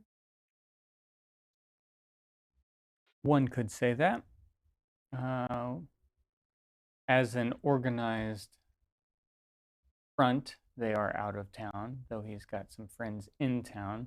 Most of those are not a real issue, though he is an issue. And every time they talk, you know, they're making sure that they're quiet enough and pleasant enough that they wouldn't be attracting unusual attention from anybody. Although Bentor is watching everyone kind of equally as he sits there and sips his drink. I'm gonna message Abran and tell him to really work to make this look like a come on instead of a general conversation. All right. And I will as well. Sure. Yeah. So we'll give them the wink winks. Hopefully get what we're doing. Yeah. Well, yeah, I lean over and say, we understand the current situation. We are currently looking for potential shipmates. Of course, any approvals would need to be done by the captain, but we don't like what's going on here. Neither does our captain. Would you be willing to join us if we could figure out a solution to this issue? So, you know, she leans into you, laughs a little bit. Yeah, would be interesting. Which ship is it you Do you sail think with? there are other people in town who would assist with this enterprise? There's something you have to know about Bentor. He's just fair enough to win some people to his side. People who are less deserving, perhaps, who aren't as skilled, who aren't as capable, but who are willing to give up more of their money to him. So Gotcha. he's requiring payment from you in order for you to be able to accept a job. Oh no, that would be too obvious. He's requiring a finder's fee of the captains. And are most captains willing to pay this fee? To avoid issues, to get a mini R, yes. Yet all. you guys haven't, he hasn't selected you to be part of his group. He part of refused his, to pay his fee. You refuse to pay his fee. Play his game, perhaps, is a better way to say it. Of course, it's up okay. to the captain to pay the fee. How do you know how many men he has in town and then out of town? Are they a regular Out of sort? town, there is one wizard, for lack of a better term, and a brutish half-giant of a man. In town, he's got several hands that were willing to come to his disposal. Some lizard folk he's befriended, some thuggish people, and some roguish people, and then he cuts them in on the deals. People with gems in their foreheads. Yes. Yeah, I was going to say thugs, rogues. I can't message. I can't message. No, you can reply Fathom to back. my message. Can I? And I asked back, do you want to go down the slod path with them? Let me try this. So his friends that are out of town, is that the jungle or way out of town? Like some kind of alternate plane of existence or whatnot? To some people, way out of town is not necessarily a relevant distance. I messaged Fathom asking her to show them the gym. I'll, kind of try to seem like I'm playfully flirting and just show them what's in Yeah. my bag. Have you ever seen something like that before? Like in people's heads. Yeah. Or in people's hands controlling it. They look down and say, no. That looks quite valuable. What is that? We're still working on figuring out exactly what it is. It's possibly can control a certain type of creature that might be around here. Yeah, and it came out of a head, so you know. Do you think? No, this one came out of a packing crate, I think. This one came out of a packing Well, there were other ones that were in heads. But yeah. Do you think Uber over there his wizard would be into something that extreme? Does the plot run that thick? I think Dentor has just found a friend that will help them. I don't think he's important to their plot, or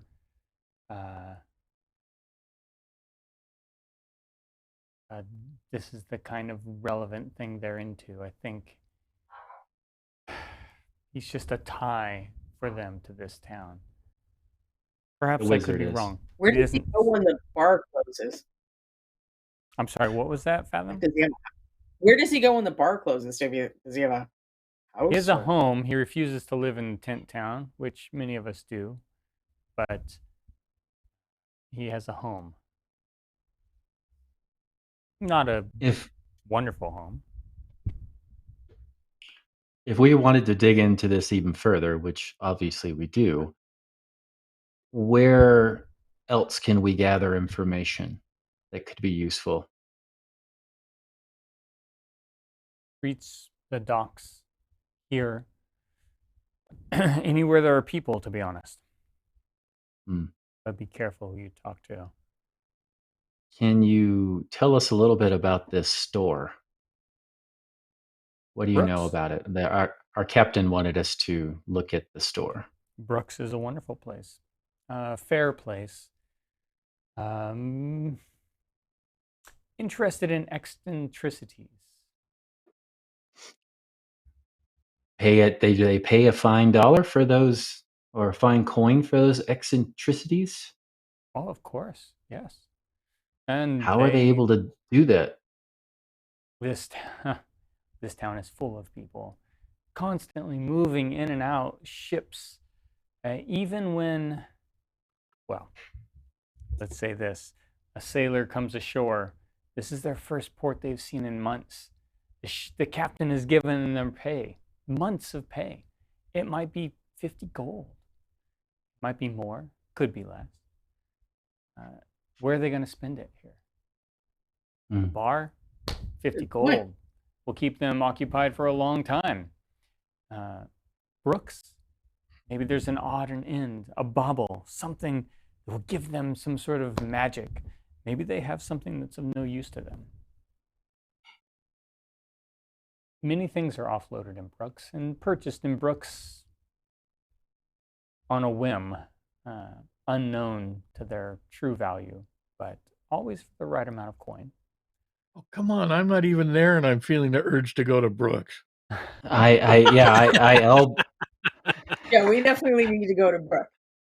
I elbow Fathom. It's like a shopping trip. I love a good shopping trip. But before we run off to the store, do you know how the bartender here feels about Bentor? Oh, well.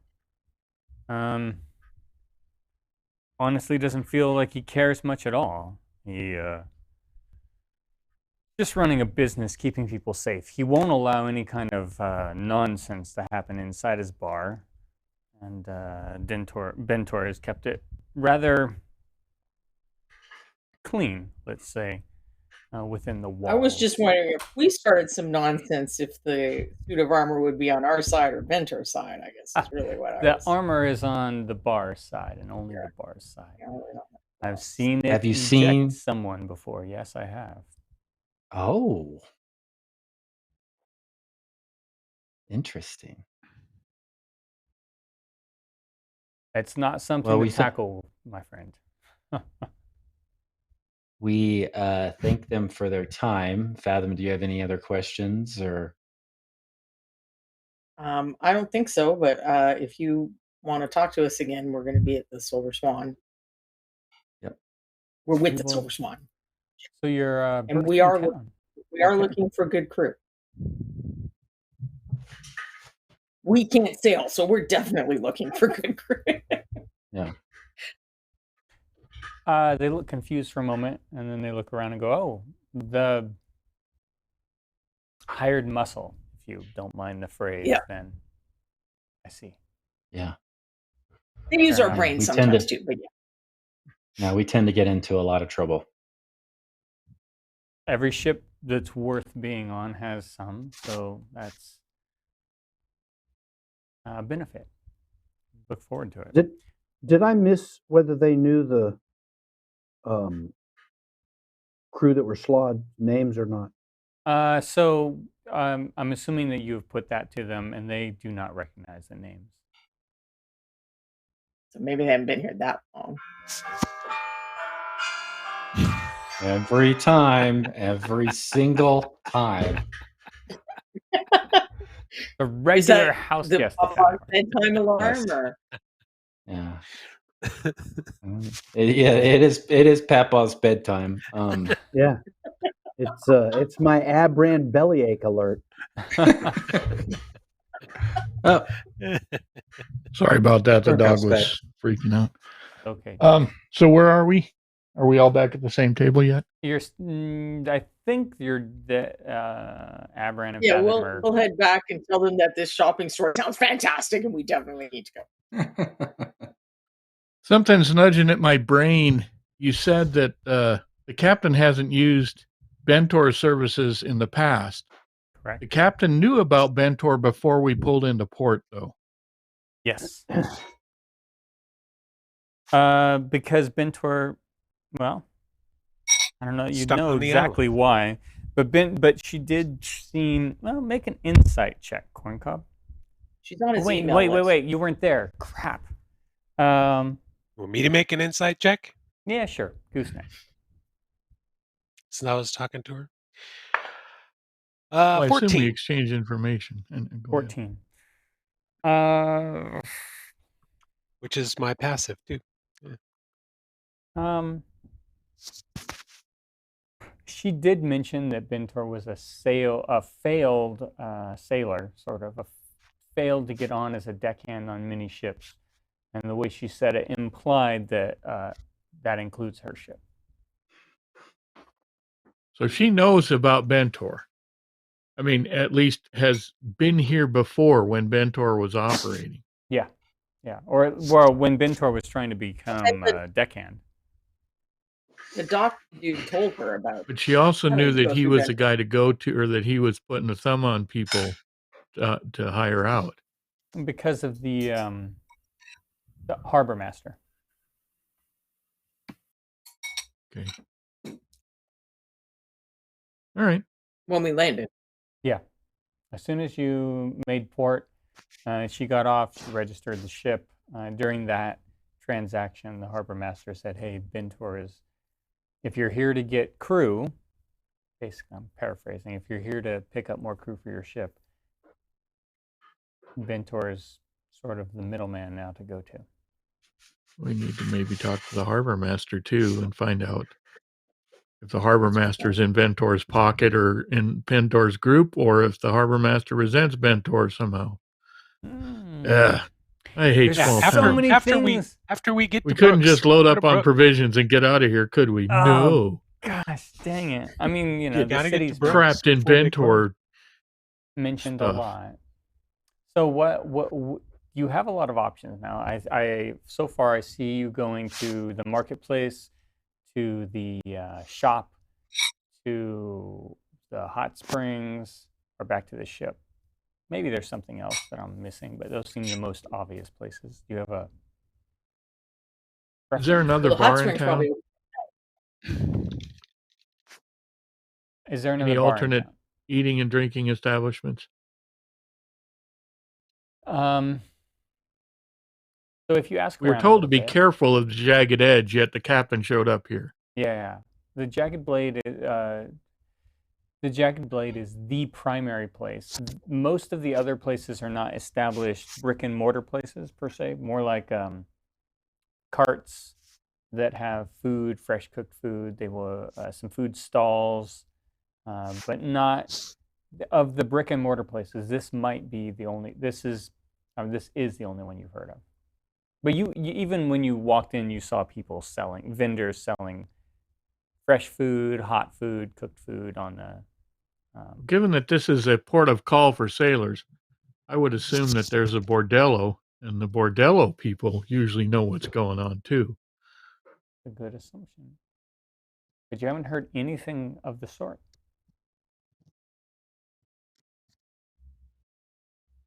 Brooks.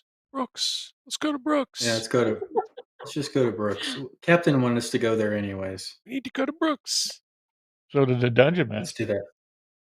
I go there. actually have no preference where you go. So you're Brooks. We're going to suspicious. Brooks. We're going to Brooks. You're painting a damn rosy picture, Frank. I am. I might be fond of shopping though, so I don't know. Okay, so Maybe you're going we'll to get Brooks. jumped there and have to roll for initiative. You never My know. amount of walking around that was pretty low. Oh so my I'm not buying God! it. Hopefully, I'd really like to get, a nicer weapon, maybe. Ooh, wait a minute, hold on. That I do not want a Dutch angle of Brooks. My apologies. I can fix that. Okay, so you head out and you head to Brooks. I can do that. What time of day is it? Not much past noon, to be honest. Okay. We have all afternoon to shop. Absolutely. I know, right? You come out of the bar, you head up the street. Do we have any money to shop with, though? This is Brooks. I got 100 gold pieces in my pocket. Yeah, I got a Oh, I pocket only got full. 35. We still have stuff in the bag of holding too. We have like 1 million gold pieces worth of saffron. I mean, At least. that might be a slight, small over-exaggeration. No, it's our ever-flowing container of saffron, I thought. I thought that was a magic item. Saffron for Hopefully this isn't where days. So it's called saffron for days. Saffron for days.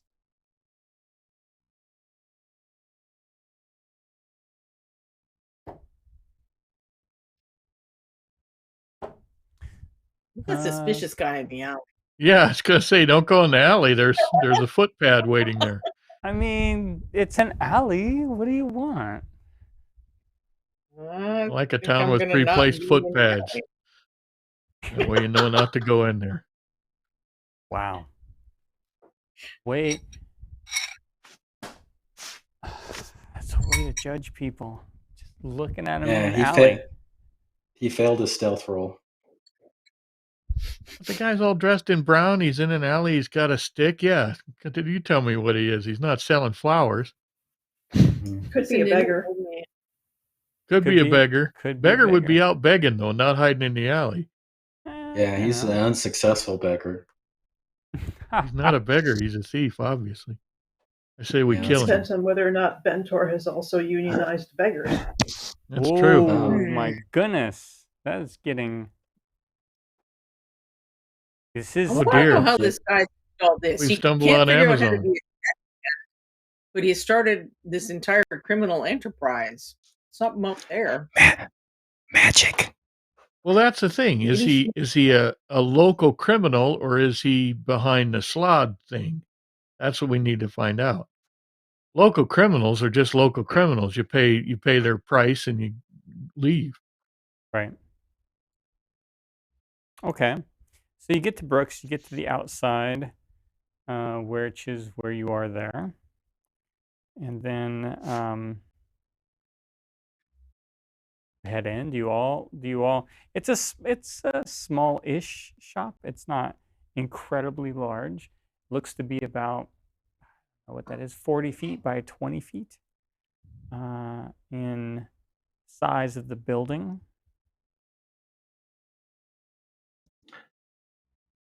Yeah, Abram would like to go in. Yeah, I'll go in. Just to make sure Corncob doesn't. I'm feeling the need for I'd like a warhammer at some point, I think. Okay. A warhammer? How to? Why not? Why not? I got a mace now, but I think a warhammer might be cool. Ooh. Okay. I mean, a warhammer would definitely be cool. I would think. All right, let me correct a little issue. And I don't need to get it here. I'm just thinking I need a warhammer. Right. Okay. Find out what they have here. You all go in. Well, they got lots of bottles I see there on the rack. Yeah. Yeah. Level up. Magic bottles. They're about to don't slide know. off. To like talk over that other person. I'm just gonna. We need a goggle report. You're all in there, is what we'll say. I can't fit you all in there in physical terms, but in the game, you would all be able to fit in there. So we'll put you all in Brooks. We'll imagine.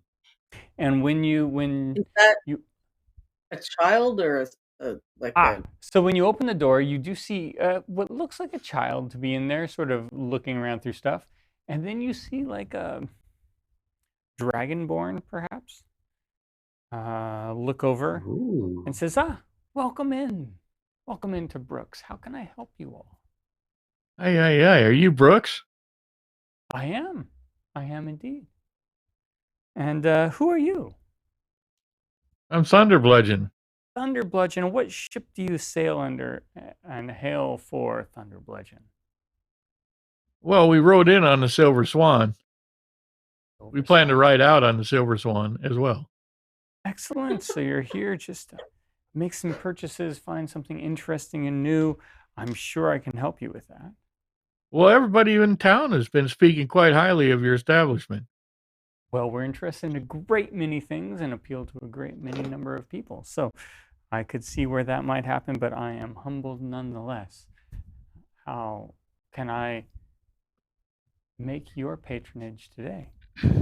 I'm just going to look for a minute, but you might ask some of my compadres here. Of course.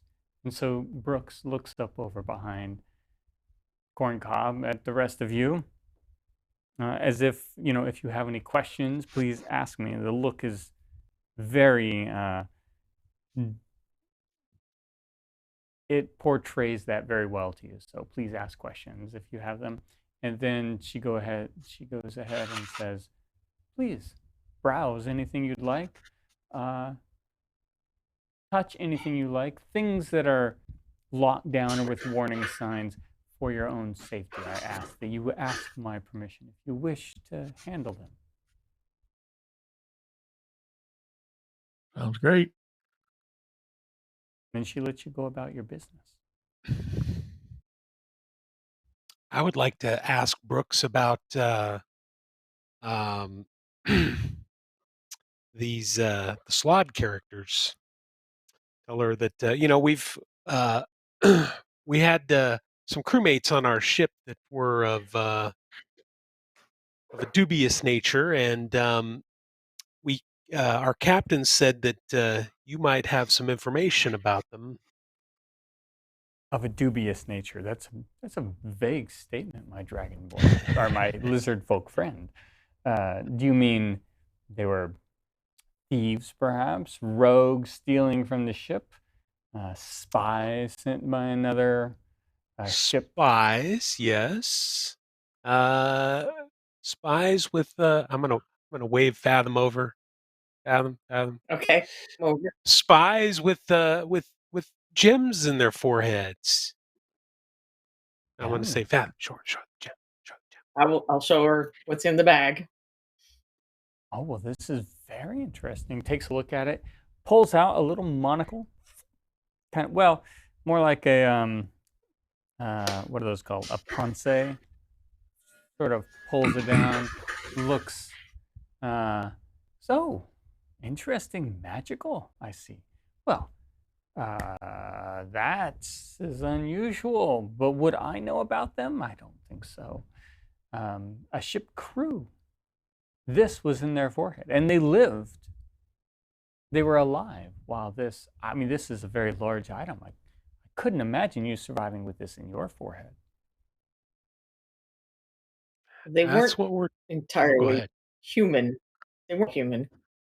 They just looked human. We have the papers, actually, don't we? They were I don't know, Bob and Joe. They were here for a while, and then we think Bob and Joe were taken Larry. over by these other creatures. Bob and Larry. I see. Bob and Larry. Well, this is interesting. Can't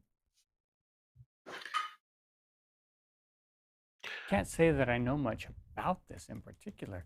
I am interested in these gems, of course, if you've come to sell them. But it strikes me as things like these are, with my nature of conjuration and with my knowledge, rather, this would seem that something to control a creature with. That does not that put them at opposition to what you might have implied they were? Were they controlled by beings other than themselves? I suspect so, because I don't think they wanted to be crew members on a ship. I think they found that boring, and then That's why we're one day they asking just you. kinda went nuts We're and picked a hoping maybe fight. you could shed some light on this. Oh, well, sometimes that is best determined by the people who are closest to the activities, though that's the best light I could shed. It I'm unfamiliar with these things. And you don't remember Okay. these crew members having been in town? Bob and Joe, I perhaps Larry. am familiar Larry and with Joe. them. Larry. Bob and Larry. Oh, I think they came in browsing about a year ago, perhaps, maybe 3/4 ago. Did they who buy has anything? No, who has the amulet, guys? Amulet. Didn't we take an amulet off one of them? The stone. They had Or that was a harpy. identification papers, there's a harpy. and We took an amulet off the harpy. that's true. We could ask her about the amulet. They had identification papers in the journal. That's mainly what. Ah, yes. I think I remember them. Rather normal looking. They came in, bought nothing, browsed often, but were very interested in, many things. Not unusual, really.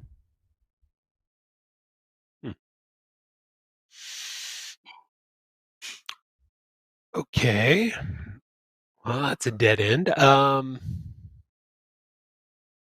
Do we have the amulet from the harpy?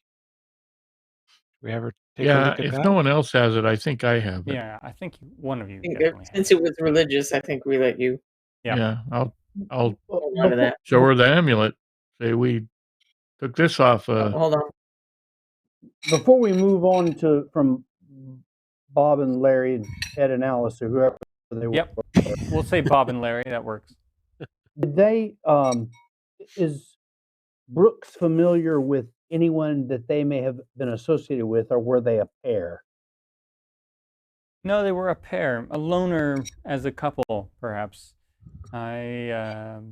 Every time I saw them, they were together and went everywhere.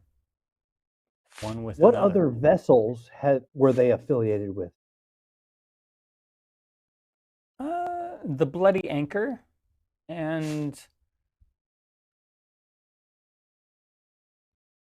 well, I believe the Bloody Anchor had given them the boot. And then the Silver Swan has got to be an upgrade from the Bloody Anchor. I mean, just listen to the name. Yeah, really. For Pete's sake. And then the Starfish. Starfish and I Bloody remember Anchor. them sailing with them, perhaps for not much time. But their most recent job was with the Bloody Anchor. Yes. Okay. Are either one of those in port? They've been in port recently? I haven't seen the Bloody Anchor since they dropped off Bob and Larry, amongst a couple other people. Since they were overrun by Slod. You said they dropped off a couple. Do they have anyone handling their hiring contracts? Do you know?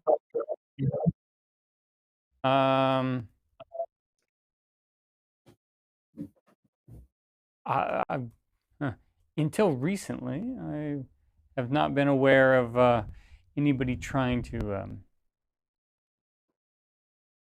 make hiring contractual or a business of any sort. But I'm sure you say until recently. Has something happened? Something changed? Oh, certainly, Bentor has.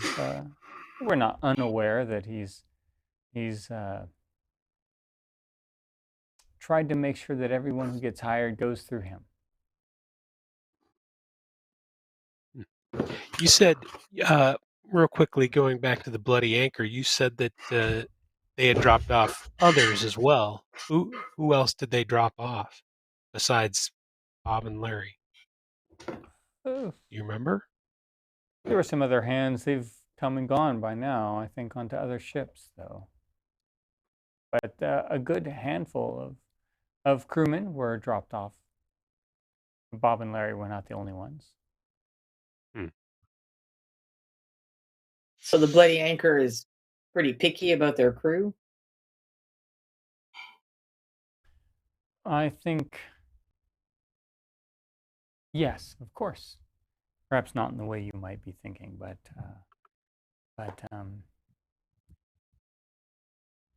sometimes merit is usurped by blind trust.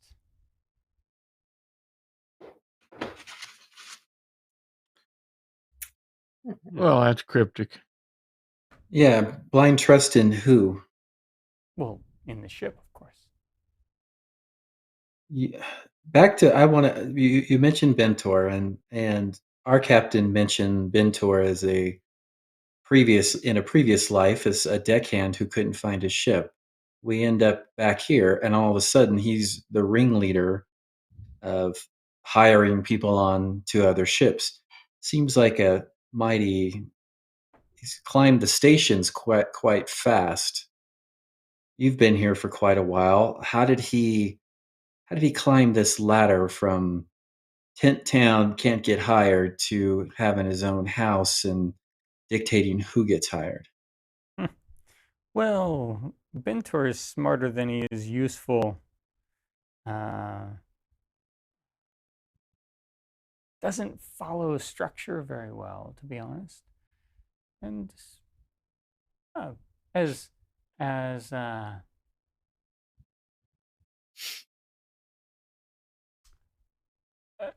entrepreneurial as anybody else, maybe a little bit more. It strikes me that someone like Bentor doesn't occur by himself. It sounds like he's maybe got a small organization behind him. You know anything about that? Well, I mostly stayed buying things, but I'm sure I agree with you that a single person who has no history of success on a ship could not, of course, dictate or mandate a captain hiring only through them. He must have somebody behind them. I wouldn't know who those people are. We've heard an association with a wizard that lives outside of town. Do you know of this person? Wizards nearby. Oathin, perhaps.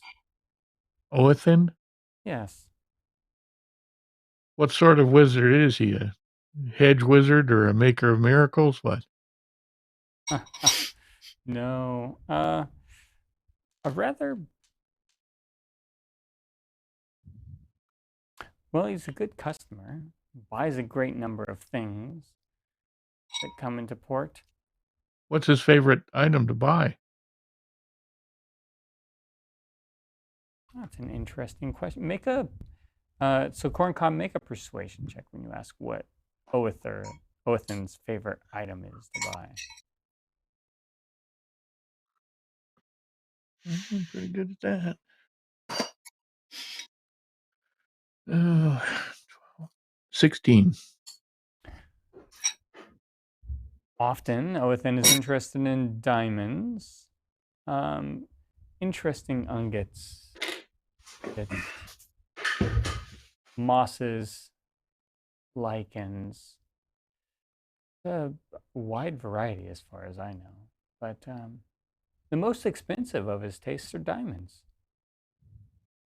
Diamonds, mosses, and lichens. What sort of lichens? I happen to be somewhat interested in nature myself. Not usually the ones that would grow here. Drier climate varieties. Do you import familiar. Do you import them? If he buys them from you, where do you get them? Everything here is imported Sure, from one ship or do another. people bring them to you, or do you seek them out to have them in stock? Certainly people bring them to me, and because I have a buyer, I am more interested in buying them than I would if I not had a buyer. I stay out of the reasons, of course. I buy a good obviously. many number of things, some of which could be considered quite innocent, and some of which could be considered quite the opposite. But I buy them nonetheless if I feel like someone might buy them from me or have interest in them. It strikes me they're being used for something more than just a simple dye or tincture. I'm sure they are, but so is every rapier and saber I sell through here. Well, speaking of those items, we are definitely here to buy as well. Not just weapons. That doesn't undermine Corncob at all. Wait. Wait, No. before we start buying a bunch However, of stuff. I'm going down a path. Hold on. Let me say something. I would like to come back to Bentor. Okay. Is Bentor's rise in station good or bad for your business, or are you sort of indifferent to this? It doesn't seem to affect me at all at this point, and I don't see how it ever would. I'm sure he will rise, and he will fall. Hmm. Either way, my business will remain unchanged. Ships will come in and sell their goods despite Bentor and his interests. Ventor's Okay.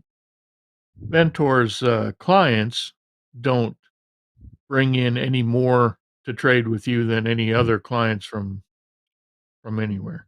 No. So they're not No. overly flush with things. No. If you're looking at things to determine as small or large in the order of magnitude, I think Bentor's dealings in this town offer him a great deal of wealth, comparatively speaking, but nothing more than the person who runs the Jagged Blade themselves, or myself, simply carved out a place for himself, for better or worse, to try to scrabble to the top of the pile of coin. So you don't feel like he's running a clandestine piracy operation or anything like that? No, not at all. That doesn't make him a bully or not a bully, but I know. I would like to ask a question. Oathan, where is he in this area? Is he far out of town? Is he nearby? Oathan is quite a ways out of town. The capital, Galanthus, a number of miles inland. When I say a number, I do mean by the thousands of leagues. Mm. So he lives in another city? Oh, far from here. Far from here. So does he come in, or does he send somebody to pick things up from you? How does that usually work? He will send somebody to pick things up from me. These are small prices, small scales. I'm sure he has messengers everywhere. Oathan is a very powerful individual. Huh. Okay. But doesn't have a invested interest in this town any more than it would be to a small aisle in a small aisle in a marketplace. Okay. Find a great number of deals in a port town. Do you know that the oysters we get are quite fresh? The pearls, which are sought often by wizards and mages of all types, are second to none in many cases. Not because they harvested in our bays or in our shores, but because they come from other places. And by the time sailors get here, they're willing to part with their baubles and trinkets that do them no good. A sail doesn't feed them. Our pearl doesn't feed them. A pearl might get them a night on the town somewhere, but by the time they've come to here, they realize that it's not as valuable to them as maybe even a good book for some people.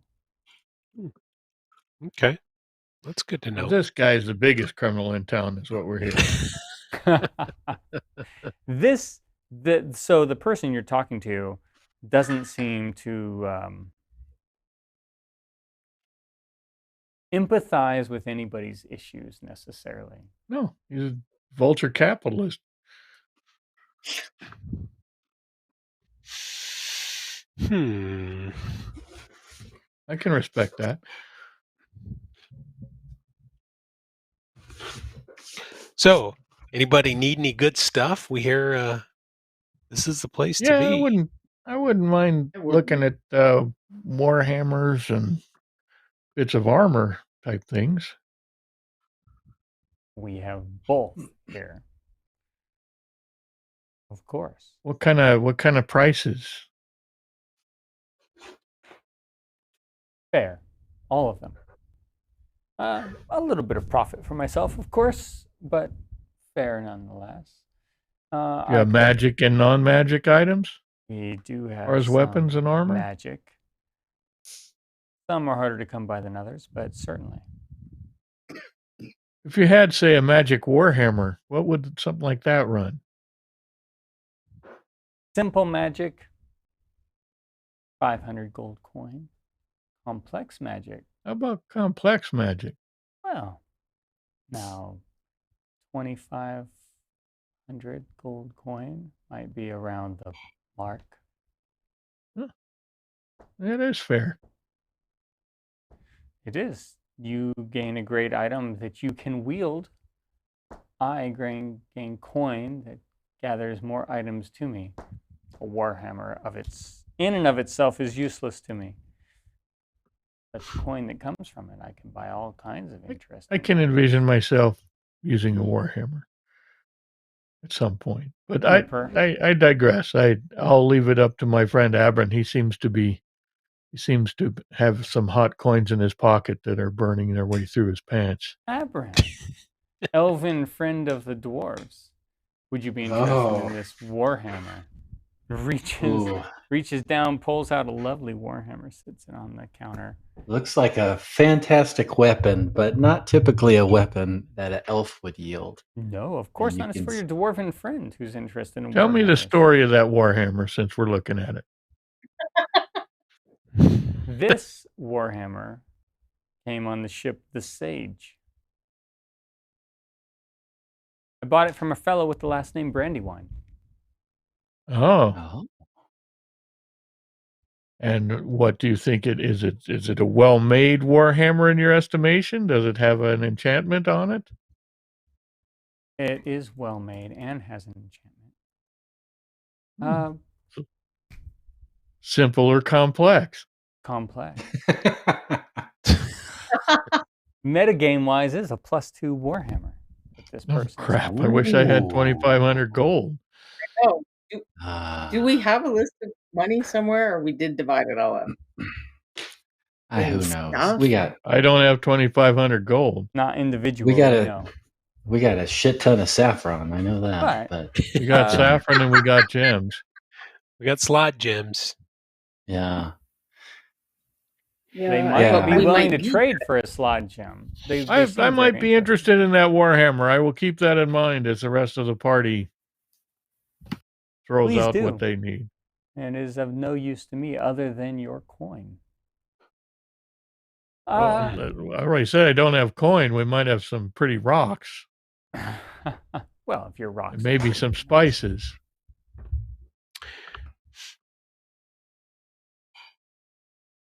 So Brooks looks around at all of you and says, well, I can interest you in all these items that we have here, other items that I hold in the back, and I could get in the warehouse that is behind. But what brings you to town, really? What strikes your interest? What drives you forward? How can I prepare you for where you're going and lessen the burden and weight that you carry for where you have been that you no longer need? Pooh, did you have a question?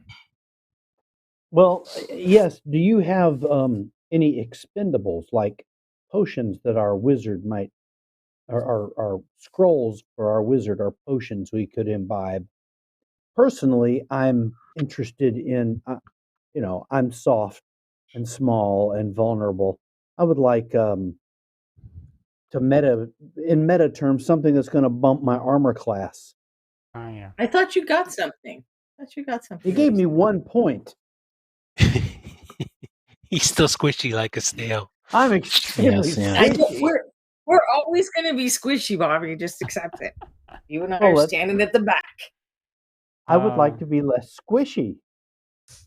So would I, but I don't think it's going to happen. Eat your Wheaties. It won't happen if you don't ask. I like the question.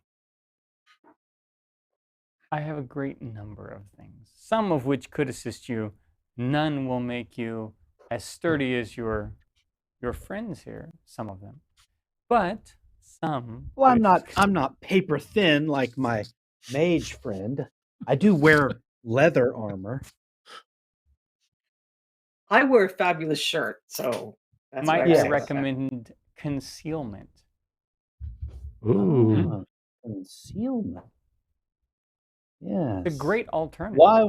Why walk when you can ride? Why fight when you can hide? I like this. Precisely. What do you have on hand? Well, a great number of things.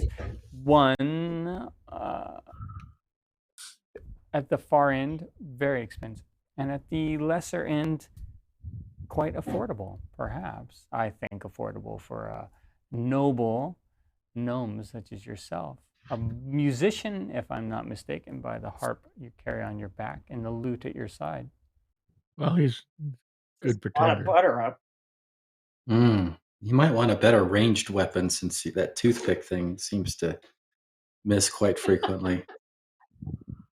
Yeah, I don't even have a ranged weapon. I don't even know what one is. Pulls out some potions and says, for a great cost, this one will make you undetectable, invisible to the eye and to the ear.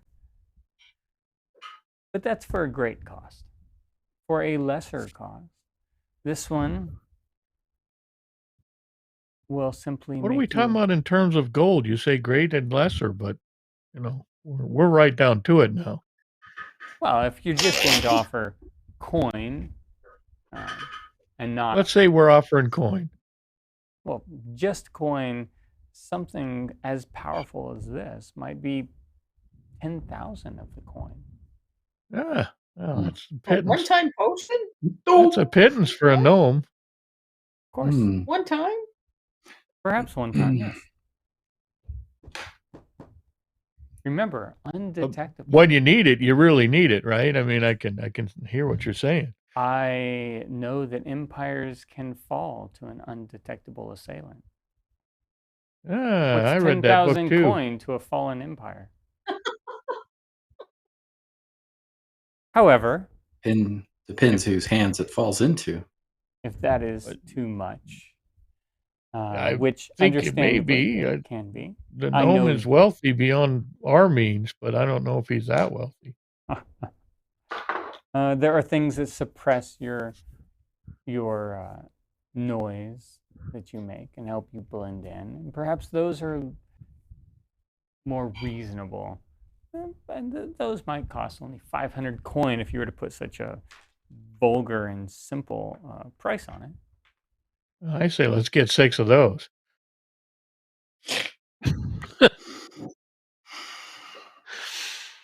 We'll be just sneaking around, every one of us. Well, I'll have to go take inventory of my assets. We're not leaving for a couple of days. We'll be back. Of course, and I will be here. Perhaps by then another ship will have come to port, and we'll have even more things to sample. How about throwing axes? You got anything in the way of throwing axes? We do. Pulls out some axes. Simple. 600 coin for these. Very simple yet magical. Throwing. Huh. Well, they certainly are pretty. They are. Oh, I'm with the gnome though. We need to kind of figure out what we have, but we know what you have, so that helps us. I've got a question for Brooks. What about an item that will help? What's the word I'm looking for? That will digestion? No. Not get digested. Shut up, unless Weeby. you're not. Clarity? No. Clarity? Clarity. Yeah, no. Enunciation? An item that will Cloaca? help. Thesaurus? All right. All right. How about an item that will enhance lightning damage? Do you have a some sort Ooh. of item that will help static shock increase in its ability to do some damage? And roll a percentile dice. You want very high. Roll a percentile. Percentile Okay. dice. Ooh. Here we go. 49. That's kind of right below in the It's middle. right in the middle. It's not very high.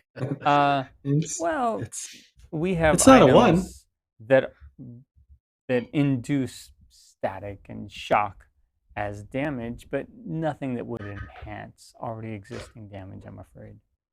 Okay. Just checking. Of course. But How about something that would store lightning damage? I don't need to store it. I need to enhance it. No, but if you could store it, you could use it more often. He's a ramp it up. I can already use it. That's You can use true. it At will. Yeah. Every But turn. you could charge our items, see, and then we could use it. We could all be lightning, sneaky lightning guys. Charge your Warhammer with sneaky extra lightning party damage. is what we would call ourselves. We're sneaky and lightning together, but sure. Yeah. The shocker. Bug zappers. Okay. I have All right. I have one more of those poison darts. What would Brooks trade me for the poison dart with the crazy hallucinogenic poison? So you offer it up. It's examined. Yeah. Kind of moving through it a little quickly here. It's examined. She says, "Well," she looks at Corncob and says, "If we were just talking about coin, I would give you 200 or 300 gold for this. If you were to take it in trade for something, perhaps. I think something like this could sell more than the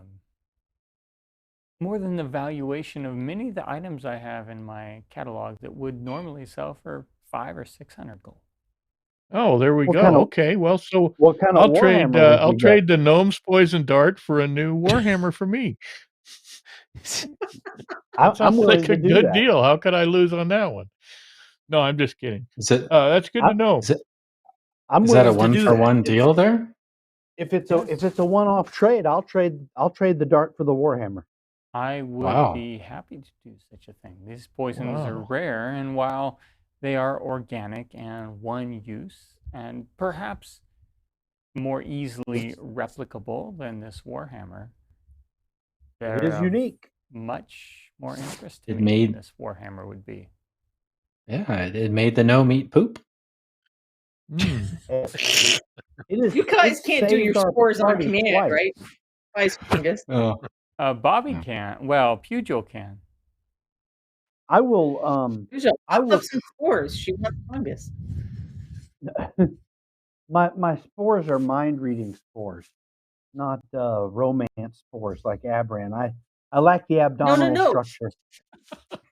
She buys stuff for a guy who wants fungus. She does what? She buys stuff for a guy who studies fungus and lichens and things. Surely a gnome offer your produced spores. Ooh, spores. now you're getting. Oh, so you're just going to stand here and let her scrape your skin cells and collect them?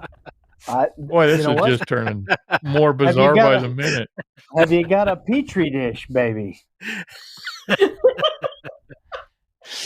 The Spore Brothers, you know. I'll make a swap for the Warhammer, and then I will. I'll say I have a particular capacity. Let's call it. I can exude. Maybe perhaps your fungus pal would be interested in my unique capabilities. What would be on offer for a sample of? This is a truly unique sample. Yeah. Yeah. I am unique in Yeah. the experience of anyone I know, and I'm willing to part with a research Secrete some. sample. In what way is this unique? I'm the only one does who it- can produce it. Where do you produce it from? Oh God.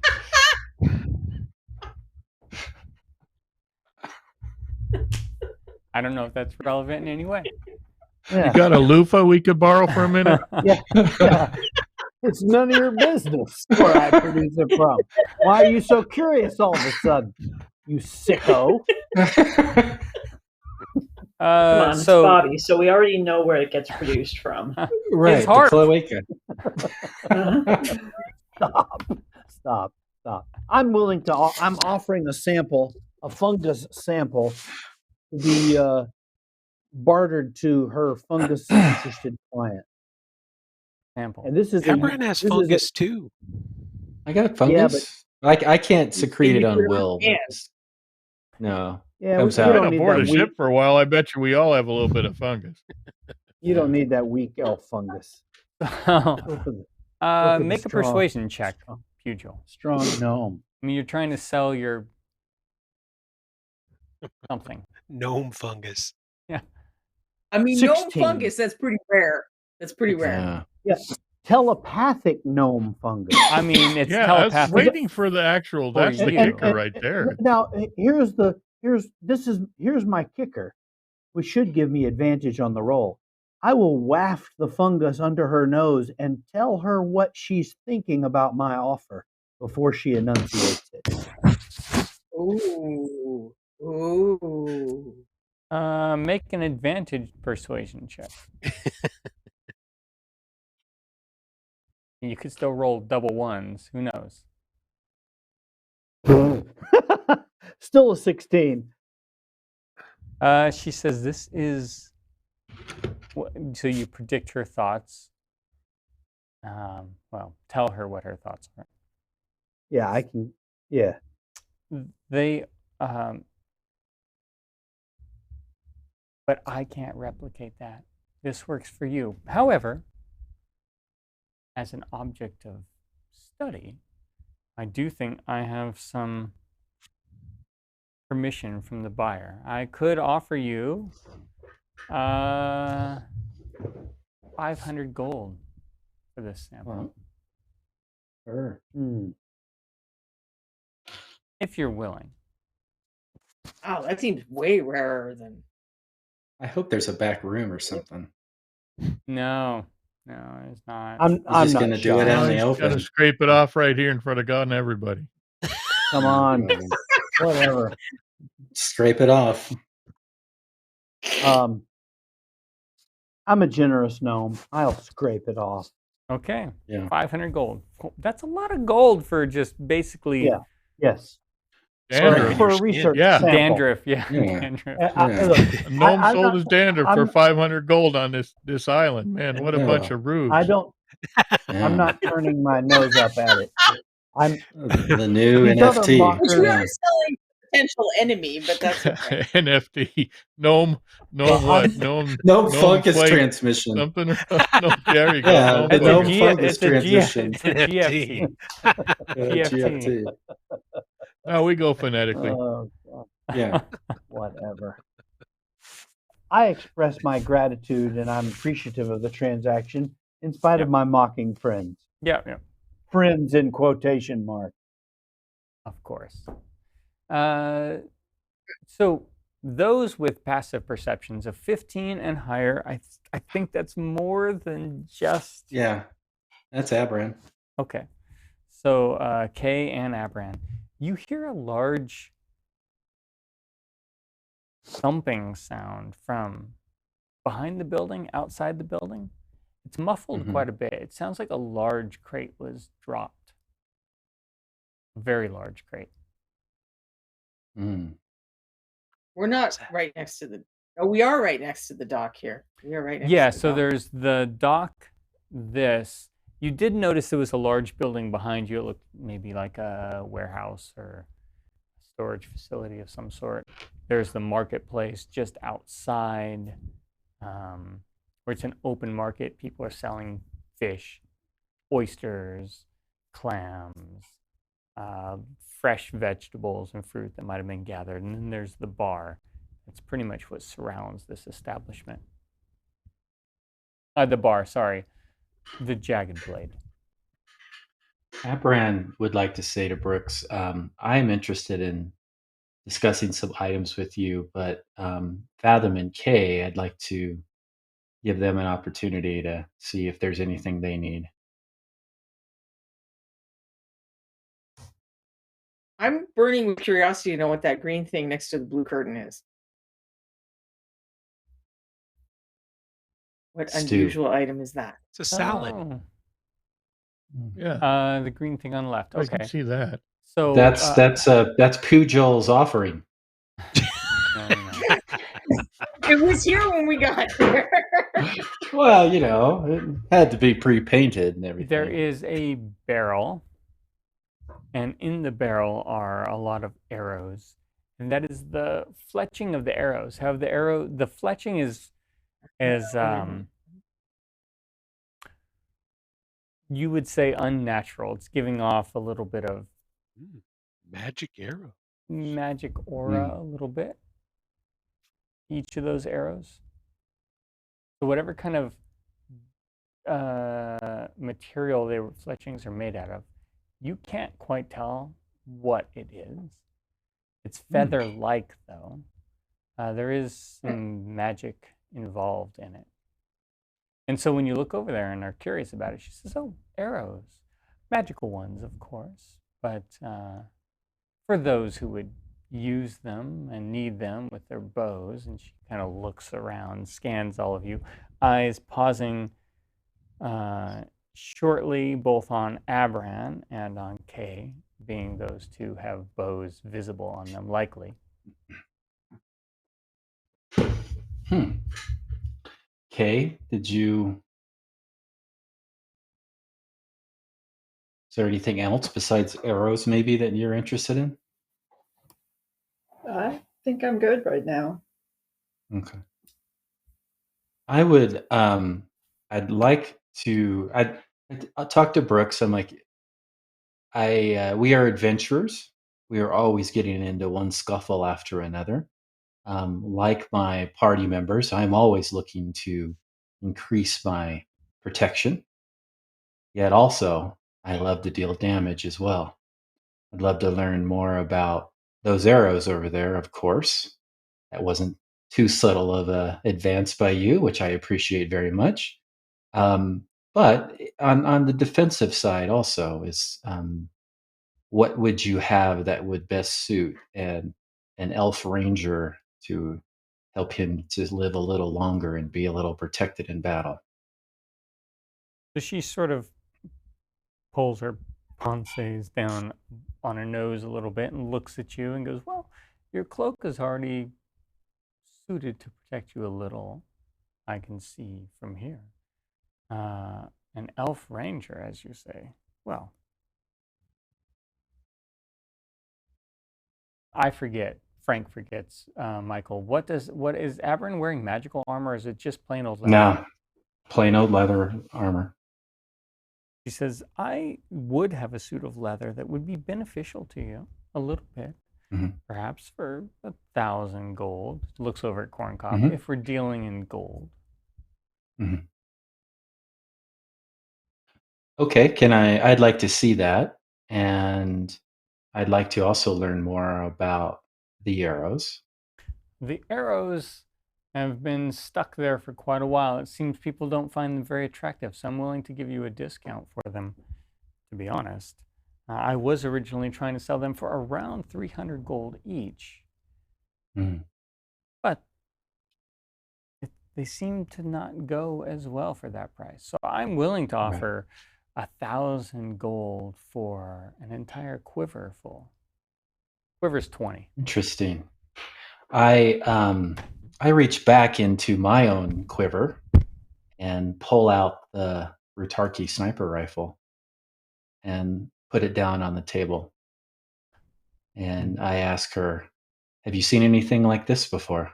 Never before. What is this magnificent item?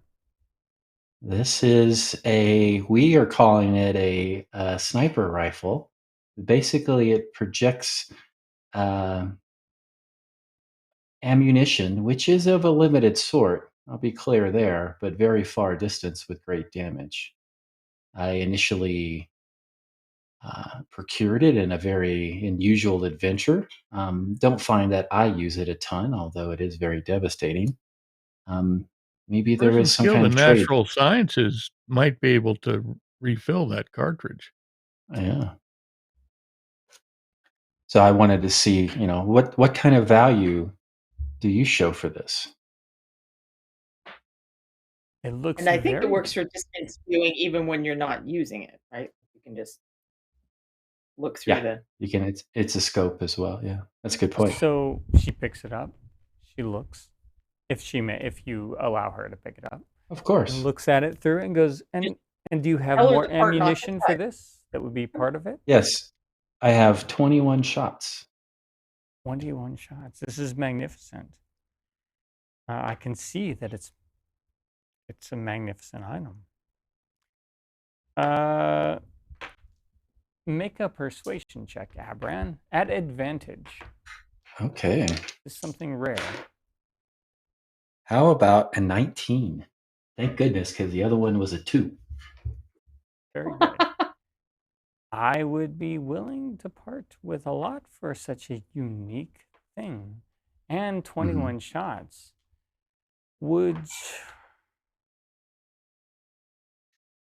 He looks around at everybody. Are you friends with everybody here? You trust them implicitly with anything I might say? I am, and I do. Except the little Except for the kid gnome. standing over there. The little gnome. The gnome. No, yeah, the other but little kid. look, The kid that's Oh, been standing there yeah. the whole time. When we walked in. Oh, the Oh, yeah. kid, the child is my page, does many things. You Oh. would see him if you were working outside the shop. It waves. Oh. Hi. Well, the gnome's probably not paying attention because he's collecting fungus right now. Step behind the curtain. We don't want to see that. Yeah. Yes, I do. They are, and I do. For this and all of this that you consider ammunition for it, I'd be willing to give you 12,000 gold.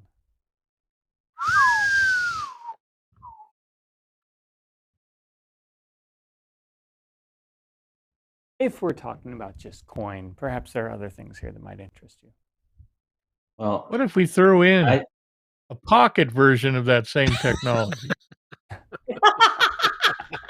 But wait, there's more. There's more. I would like to say that's a very generous offer. I do think that my party would benefit from maybe your suggestions of not only stock that's out here, which is all fine, but we both know that the good stuff is always in the back. What else? What else would you, in your excellent expertise, suggest items that could benefit our party and our endeavors? We want to keep all of us alive, and I'm actually including the gnome this time, of wanting to preserve his life for as long as we can. He is somewhat useful. I have a great number of things. Did you say something, Master Dwarf, about a pocket version of this as well? Yeah, I'll pull out one of the pistols. Amazing. Do you know what makes this amazing is anybody can use it. Magic that anyone can use. Can you? Yes, I've heard it referred to as the Great Equalizer.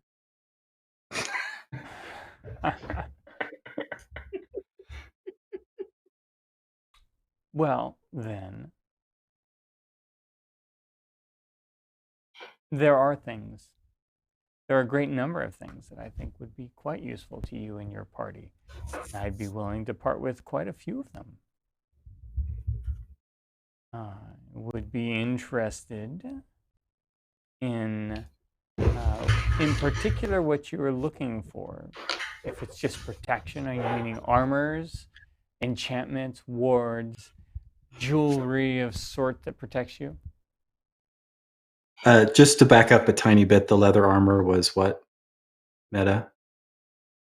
I think she said 1,000 gold. No, protection-wise, armor Oh, class. 1 plus 1. 1. Okay. Oh, do you have potential, and I ask this of every shop that I go into, a ring? I'm looking for a special ring. I have this necklace right now, but it's limited. I'm looking for a ring that can shoot. Are you ready? Of course. Fireballs. Fireballs. No. Or any other type of magic projectile. No. I don't know why. Yeah. I'm an elf ranger, People- but it's something that has fascinated me forever. Is People that who travel anything you would wooden have? ships, less fire. Remember when less you asked fire. if he trusted the whole party? Sometimes it doesn't work in reverse. I certainly have a necklace that would do that. She says loud enough for everybody to hear. A ring, no. Oh, A necklace, yes. I might be interested in that necklace also. I will set it But aside. but this rifle, although it was in my possession, was won by the entire party, and I would really like to outfit the rest of my party if they would speak up with things that they want. Don't be shy. Even you, little gnome, if you're done shuffling off your fungus. I would offer up this pistol in 10 more rounds if you bumped up your offer for this technology to, say, 20,000 gold pieces. Cash value. I will do that. So that's what we're working with. Yeah. But we'll probably trade. Yeah, trade's fine. And then whatever. Well, we'd get a better deal from trade. I just wanted We'll to get a better establish. deal from trade, yeah. I just wanted to establish what we're talking about. So we got 20 grand sitting on the table worth of items that we haven't been using anyway. I'm not going to say that out loud, but Of course not. That would be silly. What are you looking for? Truly just defensive items? These are offensive things you're trading with me. Do you find defensive more valuable then? I mean, Unless I you enjoy magical arts, and I'm open-minded about things. I show her certain things that focus magical energy would be interesting to all of us. There's various other things that would be. I'd show her my sword and my bow so she can use her magic glasses to see what they are. If she can make improvements on either one of these items, I'm of course happy to consider it. I am unfortunately unskilled in the magical arts themselves. I cannot improve existing items. I can only offer trades and deals for what I have. Then we just need something you can bolt on. What you're saying? No, that's what I'm sorry. That's what I meant to say. If you can offer something that's better than what I own. I see. I probably. And the same goes for my party as well.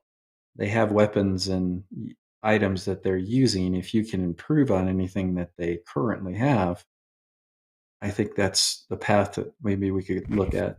Pulls down her glasses, or Ponce looks at everyone intently, fairly intently.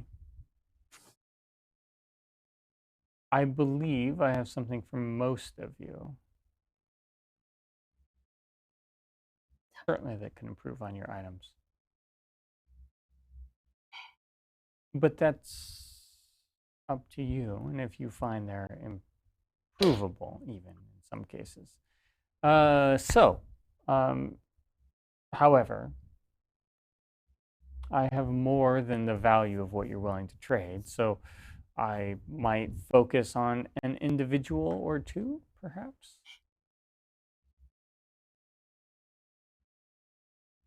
Sure. Assuming what's on the table is already being considered. Snake, do you have a missile weapon yet? Or a distance weapon of any kind? Yeah, no doubt. Me? Yeah. Yeah. I think I have a.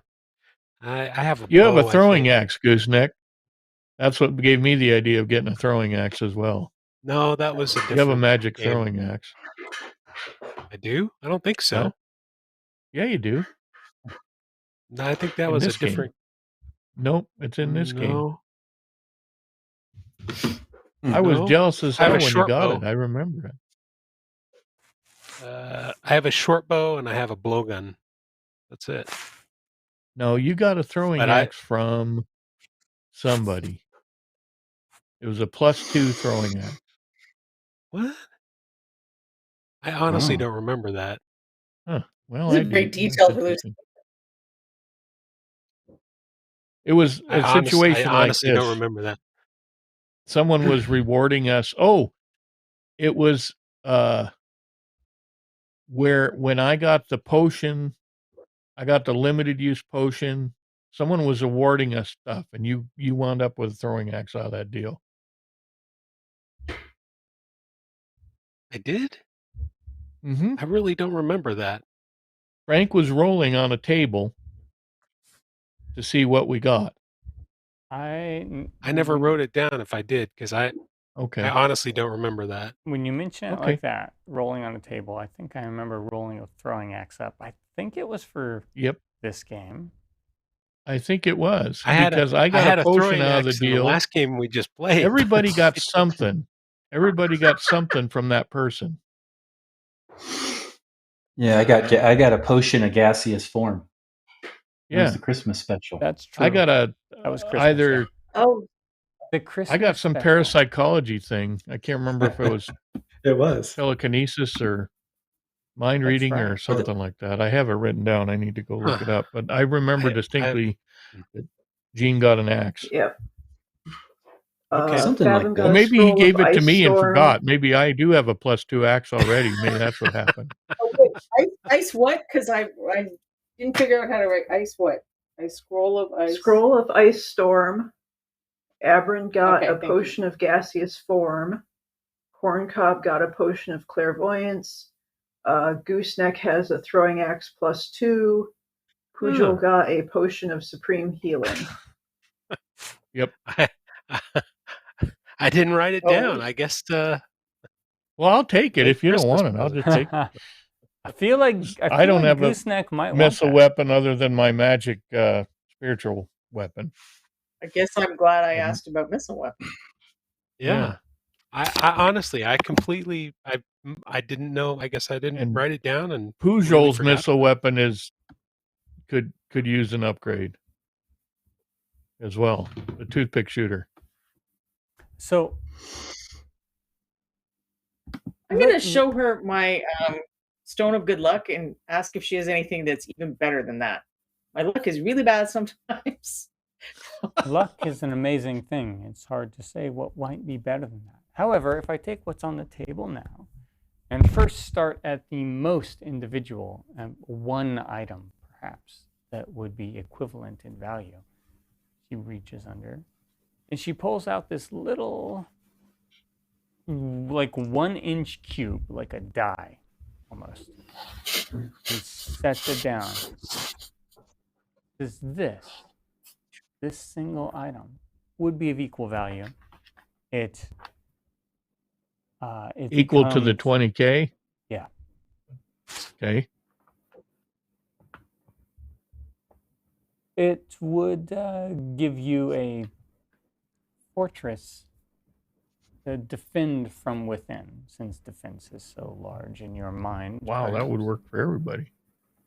And it How would many work people for can fit inside the fortress? well, it grows quite large, 20 feet by 20 feet high, battlements, arrow slits. What kind of fundament does it need? Well, it's reusable, and it only needs for you to set it on the ground and speak the command word. Would it work on a ship's deck? Interesting. Should the ship be able to hold it? I imagine it would, yes. It is magical. I'll thing. It would stay in place on the item with which you placed it on. So I think it would stay on. Basically a Would certainly work on weapons, though. like a really stout bouncy castle. A small fortress when your defense needs it at the most. Are And it's we reusable. inside of it? We activate it? Yes. Or we have You to go could, inside it? You would be able to get inside of it, yes. Boy, that's tempting. That's a thing. That's... Fight, run away, cast spells from inside. Oh, yeah. Abran would like to ask for the party individually, what are your ideas? Well, this, of course, was my idea that would benefit everyone, but individually, I suppose I could come up with a few things here and there that would be better on an individual level, if you wished. What if we were to leave something inside the fortress? Does it reappear when we re-invoke the fortress? It would likely eject it. As it shrunk or Yes. popped into another dimension? Okay. Harm wouldn't Just curious. come to it, of course, but other than... Even if we were to leave like an elf inside. No, he's going to be the decoy elf. We set up in the thing, and he runs and goes get the guys and brings them back to us. That's I'm thinking, we already have that house back in that village. We could just rent this out at kids' parties.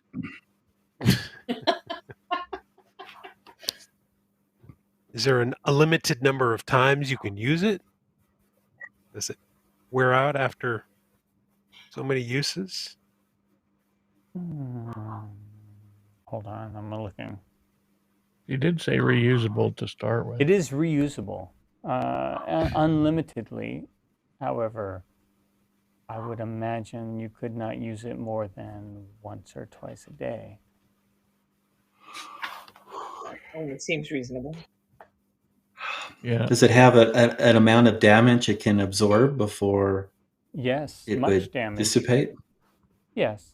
And it, of course, would be immune to even some types of damage. I think we go for this. I would love to have a clubhouse. I think I would be in favor of that, but I think Abran's question is also pertinent. Yeah, he's Pugh put up votes the yes. biggest chunk, so I think Abran should, we should let her go through her stuff and figure out if she's got individual items that everybody could use. I do like to benefit the whole party thing, though. If we could just drag everybody into the. I'm not a fan of the fortress, and because we are an adventuring party, we tend to be in little caverns and in jungles and. But it expands, if I'm not mistaken. I understand that, but I just don't think that it would be as useful. I'd like to make sure that we stay alive individually and then as a party in combat. More so. That's my 2 cents. Well, the thing we want to do in this town, it would certainly come in pretty handy for. Maybe we could just rent it from them. Well, I can look, of course, amongst my shelves, and stores, and books, and of course, in my catalogs of my mind for other things that may be interesting to individuals within your group, or maybe, if you're not against it, things that are still valuable to you all as a group. Would you be interested still in things if they were slightly different? I would be. Yeah, definitely. I'm interested in it all, frankly, but we've got at least 20 grand cash sitting on the table in value. Well, we also have a couple days. We've got to wait for what's his name to get crew members. So maybe we, give her some time to look through her stuff, and we'll come back and talk to her again. Just thought. Are you? I ask her. Are you expecting any shipments in the near future? Say today, or I do not expect. I simply take advantage of those that come in. okay. Much like I have Sure. already from you all possibly gotten this wonderful thing you call a rifle and this pocket version of it. Yeah. I have something that might also be of interest to you. And I realize I'm rather cubic today. Pulls out another cube. This cube is, however, more like, it's quite large. It's more like this size. It's like 3 inches by 3 inches. It has multiple sides on it. Each side has a different image. Don't open the puzzle. Don't open the puzzle. You can Cenobites. see Cenobites. this one is a little damaged, but still quite useful. It's not defensive, nor is it offensive, but still useful for a whole party. It can take you to other places.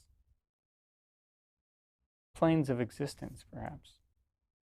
Ooh. Explain more. He sets it down on Oh no, that makes my head hurt. a very rare item. Because it's damaged as it is, there are some limitations, and I'm more than willing, because of that, to reduce the price to these items I have on the table here in trade. So how is it damaged? I mean, do we not know where we're going, which plane we're going You to? know you're damaged. It's limited slightly differently. You see, this symbol stands for the Fae. So you would be transported onto a plane that is the Feywild itself, if you were to use it like this. Well, not transported, but open a portal to walk through, to pass through willingly. Then this other side here is the element of water, in the plane of water. And then finally, this plane here is to the astral plane. The other three Have you sides used have this been item? damaged. I dare not use such an item other than to test it, and I did successfully test it. So it has 3 sides that are usable. Yes. Astral, sea, and Fey. Astral, water, and Fey, yes. Okay, sorry. Astral, water, and Fey. Hmm. That's interesting I as smell well. adventure hook, but Yeah, I do too. I like this. I still like it the too, but I like collapsible the fort fortress. better. I'm all for Well, for the bouncy castle myself. Treehouse. I'll ask Brooks, bouncy castle plus the leather and the arrows all together.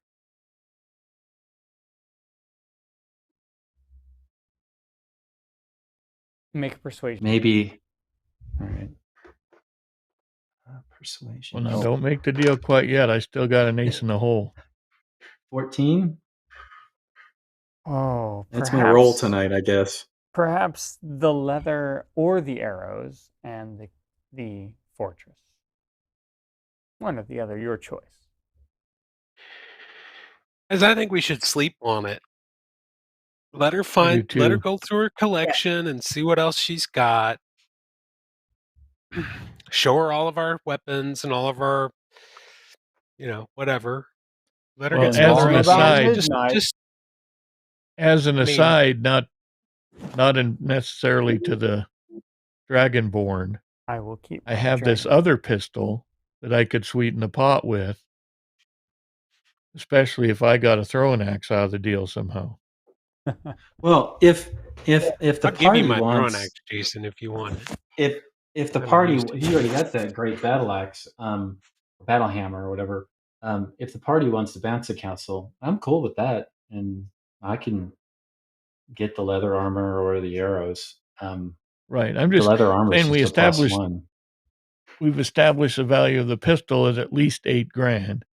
So that's another $8,000 we can throw in on top of the 20, ostensibly. As long as the party thinks that the bouncy castle is worth them not getting individual things, I was hoping or thinking that if we could upgrade some individual items individually, That's why I'm willing to throw in that other pistol.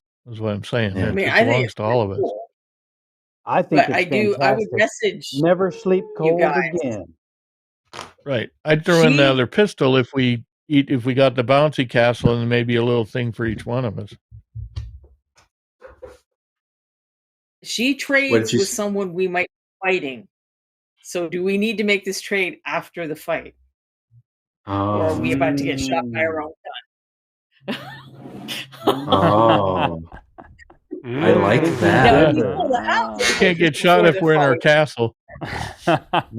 First shot, that castle comes out. That's it. I'm just. We're I sleeping would on message it. the We're party. I sleeping wouldn't on it. say it in front of her. Yeah, we should Um, think about it. Just if that's a reason to hold off for a minute because she trades with the wizard that we might end up fighting. Yeah, Well, I don't think we need to make the deal tonight because we're gonna have to kill the wizard anyway, though. Kill the wizard. So maybe we so wait why till are the we wizard trades it and we go back and we get all our stuff. We bring the castle out. We come out of the castle, we kill the wizard and take all our stuff back. Then you I'm pretty sure he'd give that to the minions we would also be fighting. It doesn't matter. We'll kill them all. Then they'd waste all the ammo. I like the shooting way you us. both think. It's all good. It's just recapturing profit. Are we agreed? Are we sleeping on it? Sounds like Sleeping on yes. it. All right, Okay. we're sleeping on the deal. So as Did we hear any more thunks or anything? I was gonna say, as you're sort of saying, "Hey, we're gonna sleep on this," you do hear a large sort of another thunk. It's not necessarily too invasive. Oh, What we is that gather up noise? our We stuff. should go check. Yeah, we gather up our Well, stuff. we definitely want to indicate interest and that we are going to sleep on it and that there's a definite positive note to our sleeping on it. Of course, sleep. We don't want to leave this as a bad taste in our mouth. You were in town for a while. Don't have no worries. I'm confident I will acquire your business and have something wonderful to offer you in exchange. Well, there's this annoying thumping going on. It seems like we need to figure out what that is. Oh, the warehouse behind us. Yes, moving things more So and that's more not recently. unusual. Well, as of recent, there's been a lot of movement in there, and it's been quite annoying. What are they And this storing? is your? Oh no, it's not my. Hear any warehouse. late night croaking at all? Ribbit, that kind of thing? No, nothing like that. But late night. Okay, no moving of mealworms, items, yeah. nothing. No dearth of bugs all of a sudden, nothing like that. No, my Okay. milk doesn't sour, and The weird, creepy plants. my flame doesn't burn blue either. Well, that's good. You wouldn't want that. Then you'd have to scrape off Aberrant skin for that. Well, then I'll see you hopefully tomorrow or the day after, however long your ship is in port. I will be here with these items, should they not be sold. And I must admit that some of the more expensive ones are quite unlikely to be sold in the time that you Yes. And she Well, it's been a pleasure, not necessarily completely making a deal with you, but definitely. Well, we already we're did looking do forward to one future deal. business. We did. You did get, we got the hammer. One deal, yeah. Yeah, apparently we got a hammer. And she got spores. Yeah, she Got got spores for a hammer. Got spores. She got some Pujo. Well, whatever that is. Yeah. Okay. Well, wait, the hammer was for the dart. Right. Yes. The spores were just for money. For cash. So I hate to say it because it was like a shopping episode, but this is where we have to end it for this evening. We have That makes come sense. across our maximum amount of allotted time. So, Oh. but I do enjoy. There's a lot of things. This is a port town, and when you get to a port town, you're going to have more intrigue and more exploration and things like that. So Thanks it's for not that. entirely unexpected. But this establishes most of the major places and most of the things that you're likely to do as we adventure in here. So, yeah. Anyway, that will be it for us this evening. Wait, did you swap? Do we have? I think Justin must be here.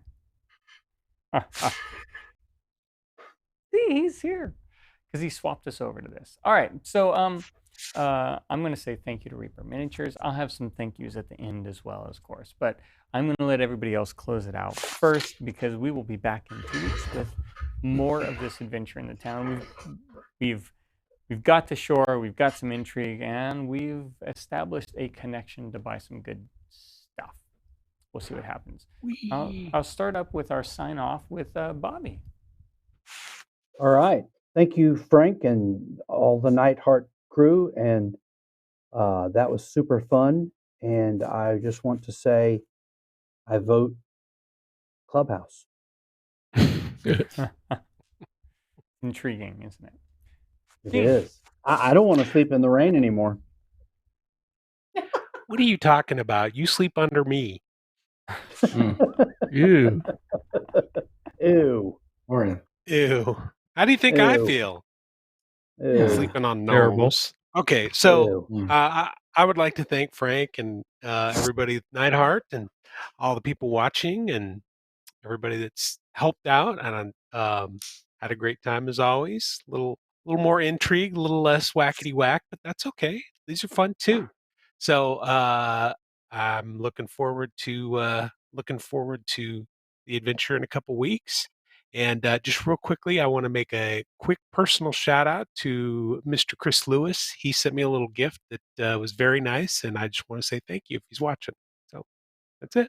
Thanks. Oh, thanks, Chris Lewis. Jason. Well, I didn't get anything from Chris. So because you suck. I you know. suck. Too.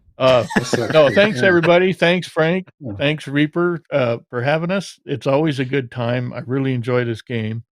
I do have a couple of short announcements. One is that Michael, the crow himself, is flying the coop this next Tuesday, so he won't be on the crow's nest. So I'm going to fly it solo with Ron Hawkins and Joseph Wolf introducing their DDRPG game. So if you want to hear more about that from Reaper, tune in next Tuesday. The other thing is keep your eye open. The pledge manager should be announced within the next couple of weeks, maybe even before we play again. So keep watching for that pledge manager. Nice. And there was a taste of the DDRPG game 2 weeks ago, right? Yep. Yeah. So go back and look at the content. Rhonda. I'm sorry, Michael. I skipped. I'm sorry. My apologies. He hasn't flown the coupon yet. He's flown the coop. He's gone. Michael, my apologies. Well, since I'm not going to be on the crow's nest, I don't really have anything to pub. So, Rhonda? No, it's not our choice. You said you had to do something else that week. Since I've been booted off my own show, we wanted you on the crow's nest. Really you said no. No, I'm actually going to be traveling for work and unavailable. Even though I probably could have made myself available, but that's no one asked. Thanks to Frank and thanks to Nightheart. Well, we didn't beg. We didn't beg. We didn't beg. And thanks to Justin for changing the screen. Thanks to all the folks that painted the miniatures. Great job as always to build the sets. Yeah, it's had a good time. Now I'm done. Rhonda. I agree. That was one cool looking town. And I thank everyone who was involved in our fun and everyone who came to watch us have fun. I still have no idea why anyone does that. I appreciate that you do. I'm thinking for the next episode of Beyond the Kit, which is on Monday afternoons on the Reaper channel, of showing the first miniature I ever painted and having a go at painting it again. So, if you'd like to see that, come by Monday afternoon. What's up, Michael? Oh, I did forget one thing. Reaper class submissions. Those went out. So if you want to be an instructor at ReaperCon, some initial emails went out, but then it should be on their website too if you want to teach classes. And ReaperCon's Well, coming I up think on Labor Day first weekend. the list goes out Yeah. to the set people, Yeah. and then if there are class slots after, there'll be a Yeah. public call Yeah, for that's what I was teachers. saying. The list goes out to the elite first, and then the rest can get invited. Is that what you're saying? No, established people that they have a relationship with, not elite. Oh, that's that. You're using the Some genes, people think they're elite. thesaurus. All Some right. of us just Okay. accept who we are. Saying there's I mean, going to they be let Bob- classes at ReaperCon. I know they let Bobby Bobby teach. do a So Minwax class. My yeah, Minwax that's class is ridiculous. already scheduled, baby. Probably Yeah, already it's sold out. ridiculous. Yeah. Yeah, it's probably already sold out. Yeah. Even though you can't buy them yet, it's already sold out. Yeah. It's sold out in our hearts, Bobby. That's right. Because he only lets 2 people in there. Hey, That's a good way to speaking put of it. cons, I forgot something too. North Texas RPG Con is coming Oh yeah. Thursday, June 2nd to Sunday, June 5th. And Reaper and Joseph Wolf are going to be there to demo that DDRPG game. So if you're in the neighborhood, you should stop in and play some DDRPG. Be fun. Definitely. And I hear Bobby's going to be there if you just want to stalk him. Oh my God. That's right. Wow. Please come Okay. anyways. Rhonda, did we get to your outro? Yes, I've promoted all I'm going to promote. Okay. That was a mess. Yeah, we stomping all over it. Definitely watch Rhonda We're Rhonda. on Monday on Reaper's channel. Yep. Jen. Thank you all as usual, and looking forward to playing next time. Thank you.